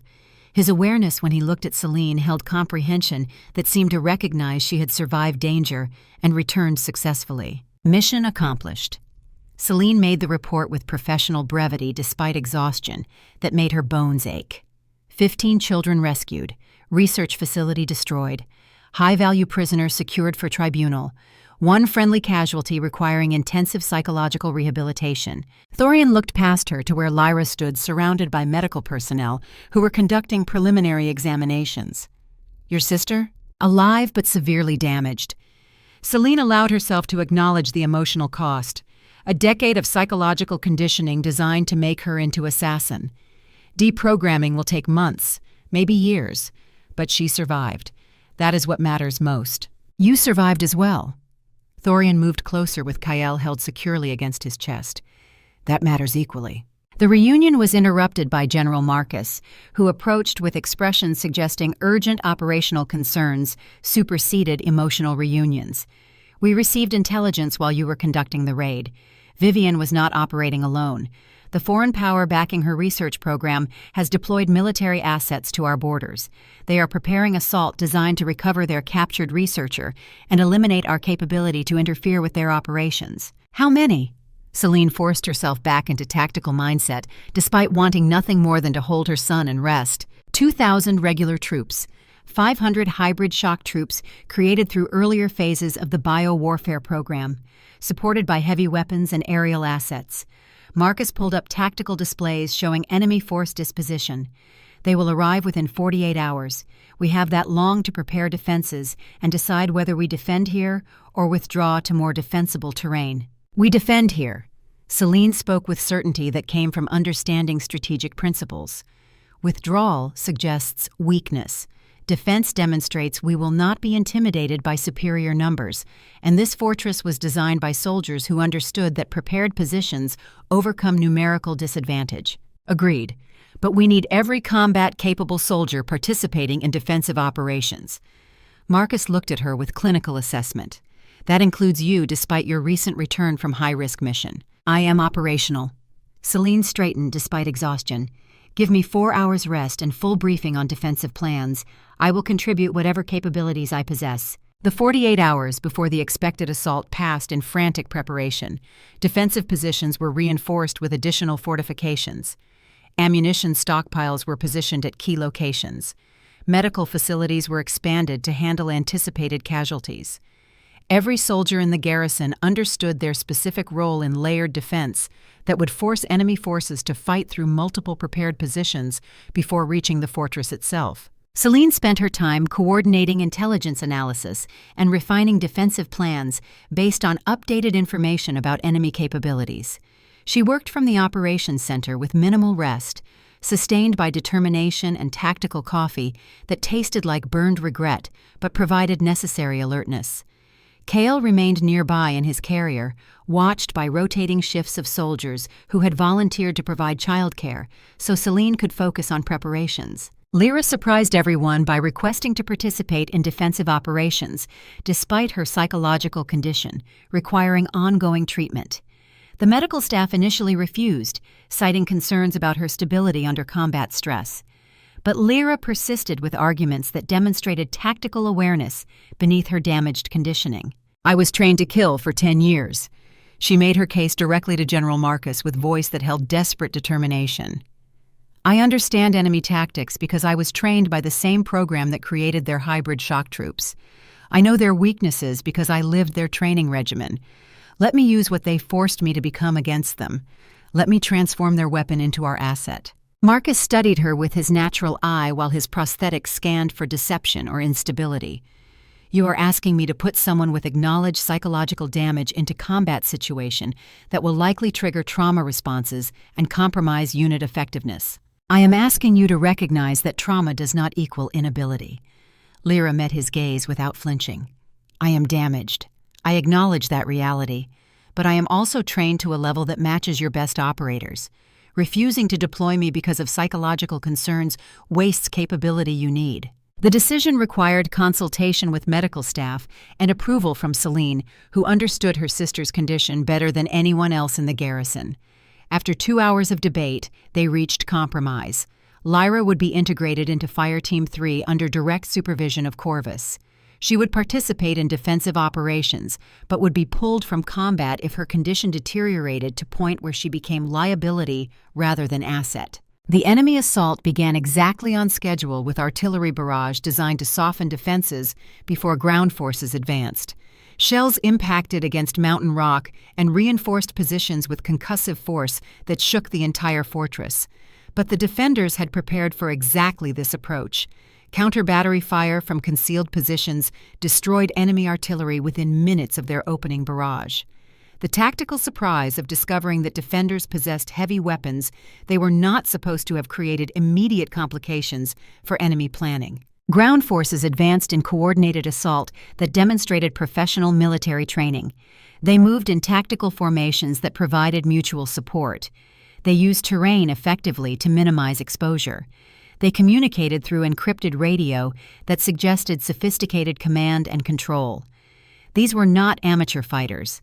These were soldiers who understood their profession and executed it with competence that demanded respect even from those opposing them. But they were attacking prepared defenses held by soldiers who had spent weeks rehearsing every aspect of their response. The first line of defense consisted of obstacles and minefields that channeled enemy movement into predetermined kill zones. Machine gun positions opened fire with overlapping fields that made advancing through certain terrain suicidal. Mortar teams dropped shells with precision that disrupted enemy formations and forced them to take cover rather than maintain momentum. Celine coordinated defensive operations from the command center with attention that absorbed every detail reported through communications networks. She tracked enemy movement patterns and identified their tactical approach within minutes of initial contact. They were using classic combined arms doctrine adapted for mountainous terrain, infantry supported by mobile firepower. Maneuver elements attempting to flank while fixing forces maintained pressure on prepared positions. She issued commands that redirected defensive resources to counter enemy maneuver before it could achieve tactical advantage. Reserve forces moved to block flanking attempts. Artillery shifted fires to disrupt enemy command posts.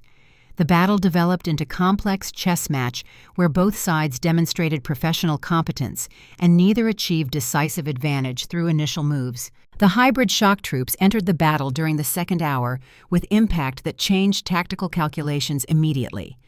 These were soldiers created through the same bio-warfare program that had produced Kael: enhanced strength, accelerated reflexes, heightened aggression that made them extraordinarily dangerous in close combat. They moved through defensive obstacles that would stop normal soldiers. They absorbed damage that should have been immediately incapacitating. They fought with intensity that suggested pain and fear had been conditioned out of their responses. Fire Team 3 engaged hybrid shock troops in close quarters, battle that tested their training to absolute limits. Corvus led with tactical precision that kept his team alive through situations where individual superiority meant nothing against enemies who could absorb multiple hits and continue fighting. Lyra fought alongside them with skill that demonstrated exactly what 10 years of forced training had created. Her movements flowed between targets with predatory grace. Her strikes targeted vulnerabilities with precision, born from understanding hybrid physiology intimately. But something happened during the intensity of combat that no one had predicted. Lyra began speaking to enemy hybrid soldiers in language she had learned during captivity. She was not attempting communication or negotiation. She was triggering conditioning phrases that had been embedded in their training, command overrides that made them pause or redirect their aggression, psychological manipulation that turned enemy weapons against each other. The effect was devastating. Hybrid shock troops who moments before had been coordinating assault suddenly turned on their own teammates with programmed responses they could not resist. The carefully planned combined arms assault collapsed into chaos as enhanced soldiers fought each other while regular troops attempted to restore order without understanding what was happening. Celine watched the tactical display with recognition dawning across her exhausted features. Lyra was not simply fighting. She was conducting psychological operations using knowledge gained through her own torture. She had weaponized her trauma against those who had created it. The enemy commander recognized their assault was failing and ordered withdrawal before additional forces could be committed to losing proposition. Regular troops pulled back in good order, while hybrid shock troops were left behind, still fighting each other in response to conditioning triggers Lyra had activated. The defensive victory was complete, but came at cost that would be counted in casualties and expenditures that had depleted stockpiles. General Marcus convened after action review once immediate security was reestablished. We held against force 10 times our size. That represents tactical victory that few commanders could achieve. But we cannot sustain another assault of similar intensity without resupply and reinforcement. Then we ensure there is no second assault. Celine spoke with exhaustion that made her voice rough. We negotiate from position of strength while enemy is still processing their defeat. We offer terms that make continued conflict more costly than accepting peace. What terms? Marcus asked with interest that suggested he wanted to hear her analysis. Prisoner exchange. We return Vivian in exchange for all remaining children held in their research facilities. Complete dismantlement of biowarfare program with international verification. Reparations paid to survivors of their experimentation. And formal treaty establishing that hybrid children will be protected by international law rather than exploited as military assets. They will never agree to those terms. Thorian observed from where he stood holding Kael, who had slept through the entire battle with peaceful obliviousness. They will agree or face continued operations that destroy their research infrastructure and expose their crimes to international scrutiny. Celine met his gaze with tactical certainty. We have Vivian. We have evidence of their program. We have testimony from 15 rescued children. We possess everything necessary to destroy their credibility and justify military action against their facilities. Negotiating reasonable settlement is their best option, even if they do not recognize that reality immediately. The negotiations consumed 3 weeks of intense diplomatic maneuvering conducted through neutral intermediaries who had no stake in the outcome beyond preventing wider conflict. The enemy initially refused all terms and threatened renewed military action. Their position was predictable. Admitting to biowarfare research would expose leadership to international prosecution. Returning captured children would eliminate leverage they believed they possessed. Dismantling the program would waste decades of investment in capabilities they viewed as strategic advantage. But Celine had prepared for their resistance. She released carefully edited evidence to international observers that documented the biowarfare program and demonstrated its scope. Genetic manipulation of children showing chromosomal alterations that could only result from deliberate intervention. Forced breeding programs with documentation identifying specific bloodlines selected for experimental crossbreeding. Psychological conditioning protocols describing techniques designed to create living weapons incapable of moral resistance to commands. The documentation was comprehensive and damning, complete with testimony from rescued children and facility schematics that proved the program's scope extended across multiple territories.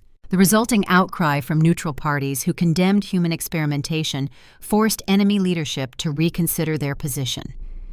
Economic sanctions were threatened by trading partners who could not be seen supporting regime engaged in atrocities.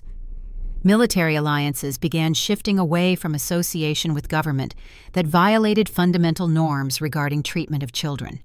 Diplomatic isolation loomed as consequence of continuing operations that every civilized nation recognized as crimes against humanity. Even allies who had previously supported the foreign power through political convenience began distancing themselves as public pressure made association too costly to maintain. The enemy's negotiating position deteriorated with each day that evidence circulated through diplomatic channels. What had begun as adamant refusal transformed into desperate attempts to salvage something from strategic disaster. They proposed returning only half the captured children. Celine refused and released documentation of facilities still holding the others. They offered to suspend rather than dismantle the bio-warfare program. Celine refused and provided intelligence suggesting 3 additional research sites beyond those officially acknowledged. They requested that reparations be reduced to symbolic amounts.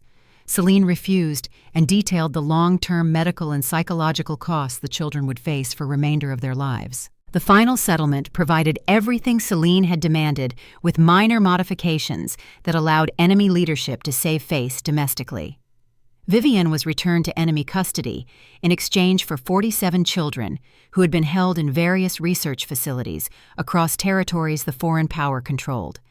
The bio-warfare program was officially terminated with verification protocols that would make resuming operations extremely difficult. International inspectors would have access to all former research sites. Genetic samples would be destroyed under observation. Personnel involved in the program would be transferred to other assignments where their expertise could not be applied to similar projects. Reparations were established that would fund rehabilitation for survivors, medical treatment, psychological counseling, educational opportunities, housing assistance. The payments would continue for 20 years, ensuring that children rescued from the program would have resources necessary to build lives beyond the trauma they had endured. And most significantly, international treaty was signed that recognized hybrid children as protected persons rather than experimental subjects. The treaty established clear legal framework prohibiting genetic manipulation of minors, forced breeding programs, and psychological conditioning designed to create soldiers from children. Enforcement mechanisms included sanctions against violating nations and authority for military intervention to rescue children from ongoing programs.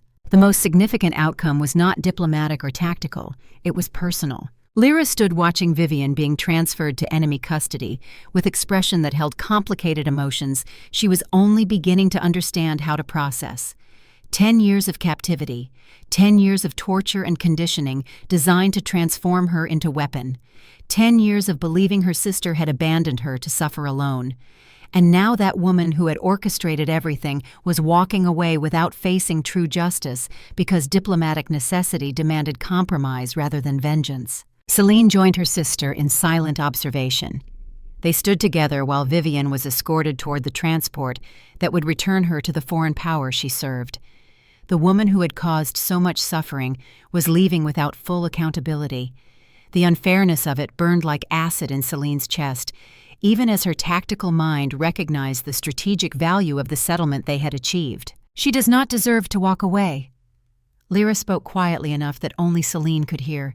She should face tribunal for her crimes. She should be forced to answer for what she did to us and to all those children. You are correct. Celine acknowledged the injustice without attempting to justify it. But sometimes tactical victory requires accepting that perfect justice is impossible.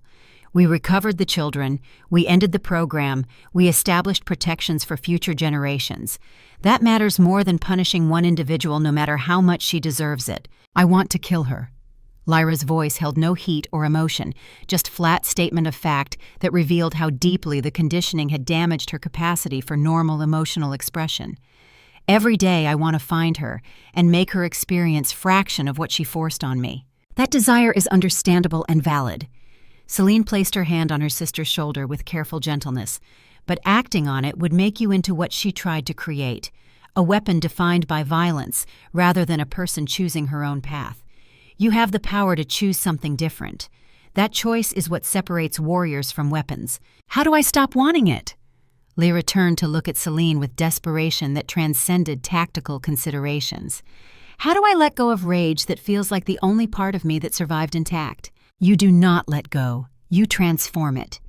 Celine spoke from experience earned through her own journey from devastation to purpose. You use it as fuel for building something better rather than destroying what remains. I was rejected and humiliated. I spent months wanting revenge against those who hurt me, but I discovered that building alliance and protecting others accomplished more than revenge ever could. The rage is still there, but I direct it toward construction rather than destruction. You sound like propaganda. Lyra almost smiled, the expression awkward on face that had not practiced genuine emotion in a decade. Inspirational speech designed to redirect destructive impulses toward socially acceptable outlets. I sound like someone who learned that surviving trauma means choosing what you become afterward. Celine allowed herself a slight smile in return. You were conditioned to be weapon. You can choose to be warrior instead. The difference is agency. Weapons are wielded by others. Warriors choose their own battles. The conversation marked a turning point in Lyra's recovery. Over the following weeks, she began participating more actively in her own rehabilitation. She worked with therapists to identify conditioning triggers and develop strategies for managing them. She trained with Fireteam 3, learning to apply her combat skills within framework of tactical discipline rather than programmed violence. She spent time with the rescued children, helping them understand that survival was possible and that healing could begin even when damage felt permanent. And gradually, she began to remember who she had been before Vivian took her. A 13-year-old girl who loved running through forests, who collected interesting rocks, who dreamed of becoming a healer. That girl was gone, transformed by trauma into someone fundamentally different. But understanding who she had been helped Lyra define who she wanted to become.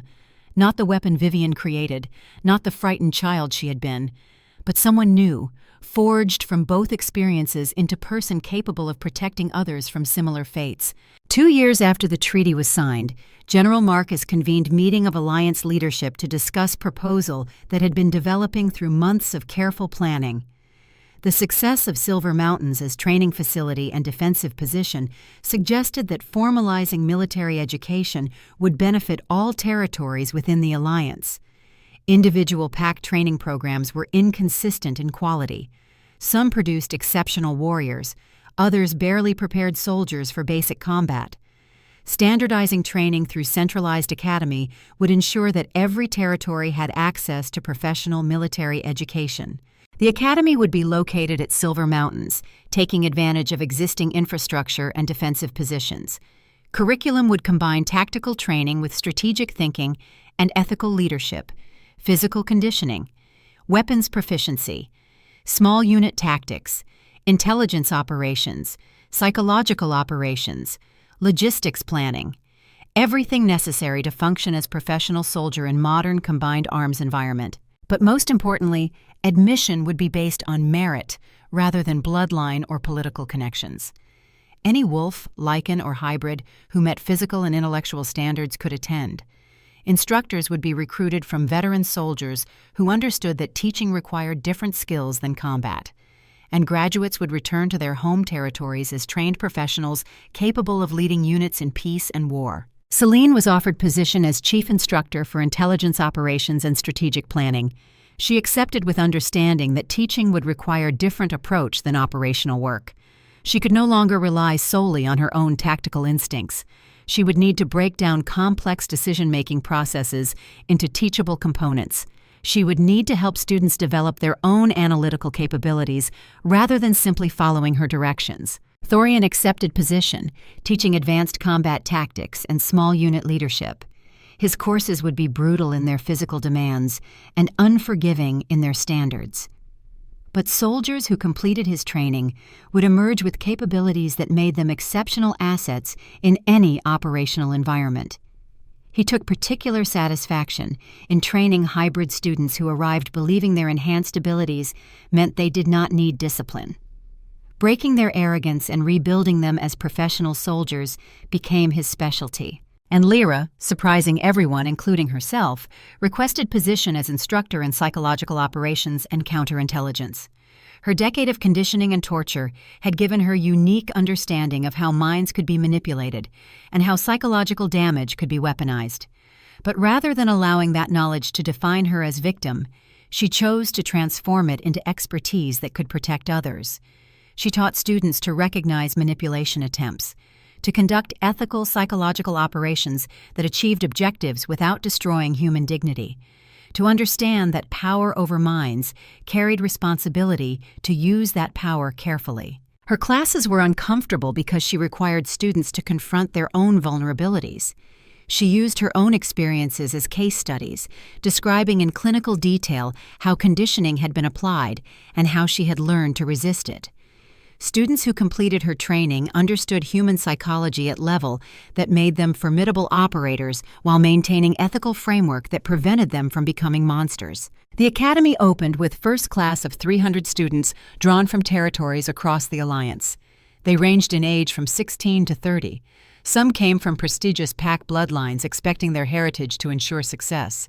Others were orphans or outcasts, seeking opportunity to prove themselves beyond circumstances of their birth. Wolves, lichens, and hybrids trained together in an environment that deliberately mixed species and backgrounds to break down traditional hierarchies and prejudices. The first weeks proved brutal as students discovered that reputation meant nothing and bloodline provided no advantage. Physical conditioning pushed everyone to their limits, regardless of enhanced capabilities or family connections. A lichen with superior strength still failed if he could not work with wolf teammates. A wolf with tactical brilliance still struggled if she lacked endurance to execute plans during sustained operations. Hybrids learned that accelerated development did not excuse them from mastering fundamentals that required patient repetition. Celine taught intelligence operations 3 times per week to classes of 50 students who quickly learned that she expected analytical rigor rather than intuitive guesswork. She used real missions as case studies, including her own infiltration of Aldrich's pack, breaking down each decision point to reveal the reasoning behind choices that might appear obvious in retrospect, but had been agonizing in execution. Students learned to identify patterns in enemy communications, to build source networks that provided reliable intelligence, to distinguish between information that merely seemed important and intelligence that actually informed operational decisions. Her classes became known as the most intellectually demanding in the curriculum. Students who excelled at physical training sometimes struggled with analytical complexity she required. But those who completed her courses emerged with capabilities that made them invaluable to commanders who understood that wars were won through superior intelligence as often as through superior firepower. Thorian's advanced combat courses earned reputation as physical torture that only the most dedicated students completed. He ran training evolutions that lasted 18 hours, forcing soldiers to make tactical decisions while exhausted beyond their previous conception of human limits. He created scenarios where students had to choose between completing mission objectives and protecting teammates, forcing them to grapple with moral complexity of command rather than simply executing obvious solutions. He challenged hybrid students to fight without relying on enhanced capabilities, making them understand that genetic advantages meant nothing without discipline and tactical awareness to apply them effectively. His courses had failure rate approaching 40%. Students who could not maintain standards were recycled to earlier training cycles or dismissed entirely if they demonstrated fundamental incapacity for improvement. But those who graduated from his program became the elite forces that other territories specifically requested when difficult operations required soldiers who would not break under stress. Lyra's psychological operations courses were uncomfortable in ways that transcended physical exhaustion or intellectual challenge. She required students to examine their own motivations and vulnerabilities with honesty that many found painful. She taught them to recognize when they were being manipulated by having them practice manipulation techniques on each other under controlled conditions.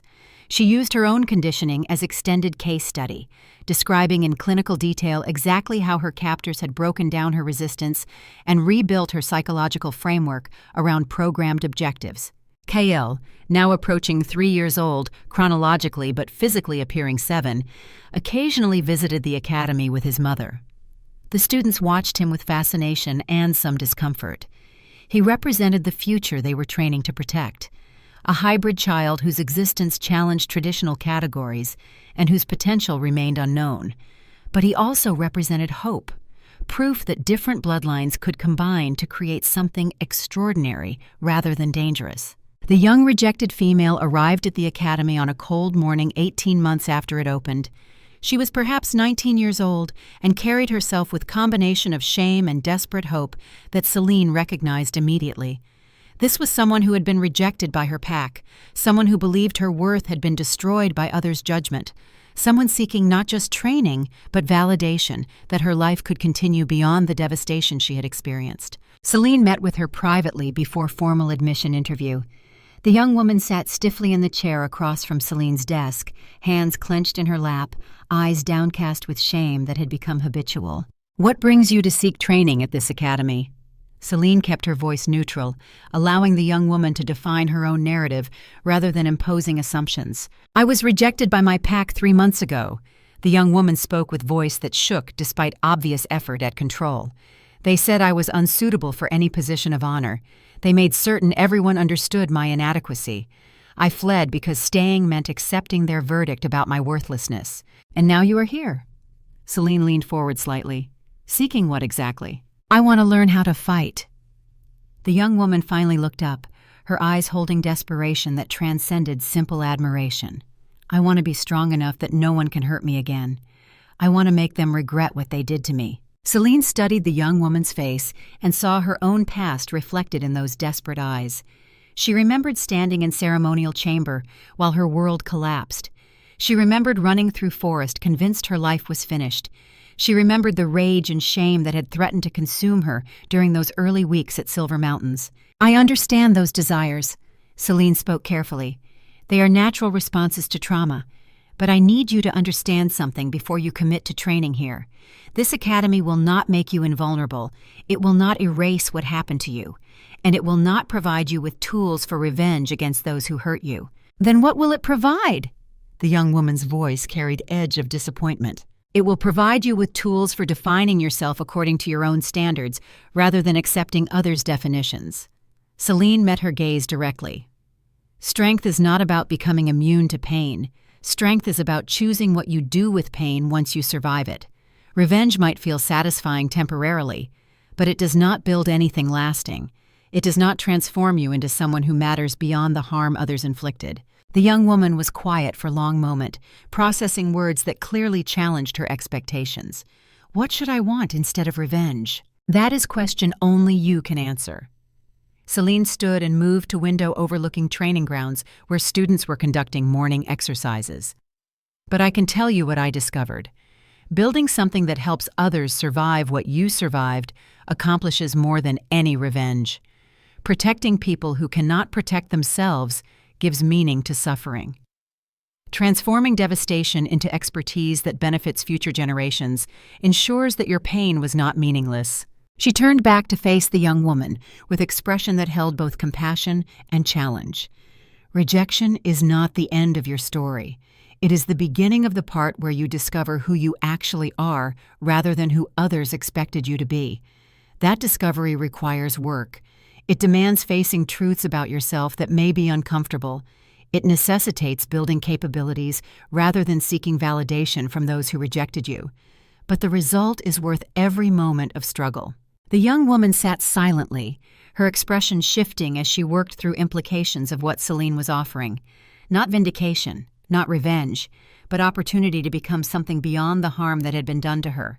"How do I begin?" she asked finally, voice steadier than it had been at any point during the conversation. "You begin by accepting one fundamental truth." Celine returned to her desk and sat down across from the young woman. "Your worth is not determined by others' opinions. It is not granted by pack acceptance or destroyed by pack rejection. Your worth is inherent and permanent. Everything else is simply noise created by people whose judgment matters far less than they believe." "But how do I prove my worth if others refuse to recognize it?" "You do not prove worth to others. You demonstrate capability through disciplined action. Celine gestured toward the window and the students training beyond it. You build competence that speaks louder than others' judgments. You create value that cannot be denied, regardless of who attempts to diminish you. Everyone at this academy was dismissed or rejected by someone. We transformed their judgment into fuel for becoming something they could not ignore. I want that transformation. The young woman straightened her shoulders with determination that suggested she was ready to begin difficult work.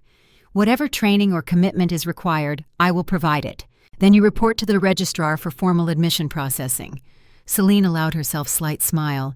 You will begin basic training that will test every aspect of your capabilities. You will discover limits you did not know you possessed. You will learn to exceed those limits through disciplined effort. And you will emerge as someone who defines herself rather than accepting others' definitions. The young woman stood, bowed with respect that felt genuine rather than performative, and left to begin the process that would transform her from rejected outcast into trained professional. Celine watched her go and felt satisfaction that transcended tactical achievement.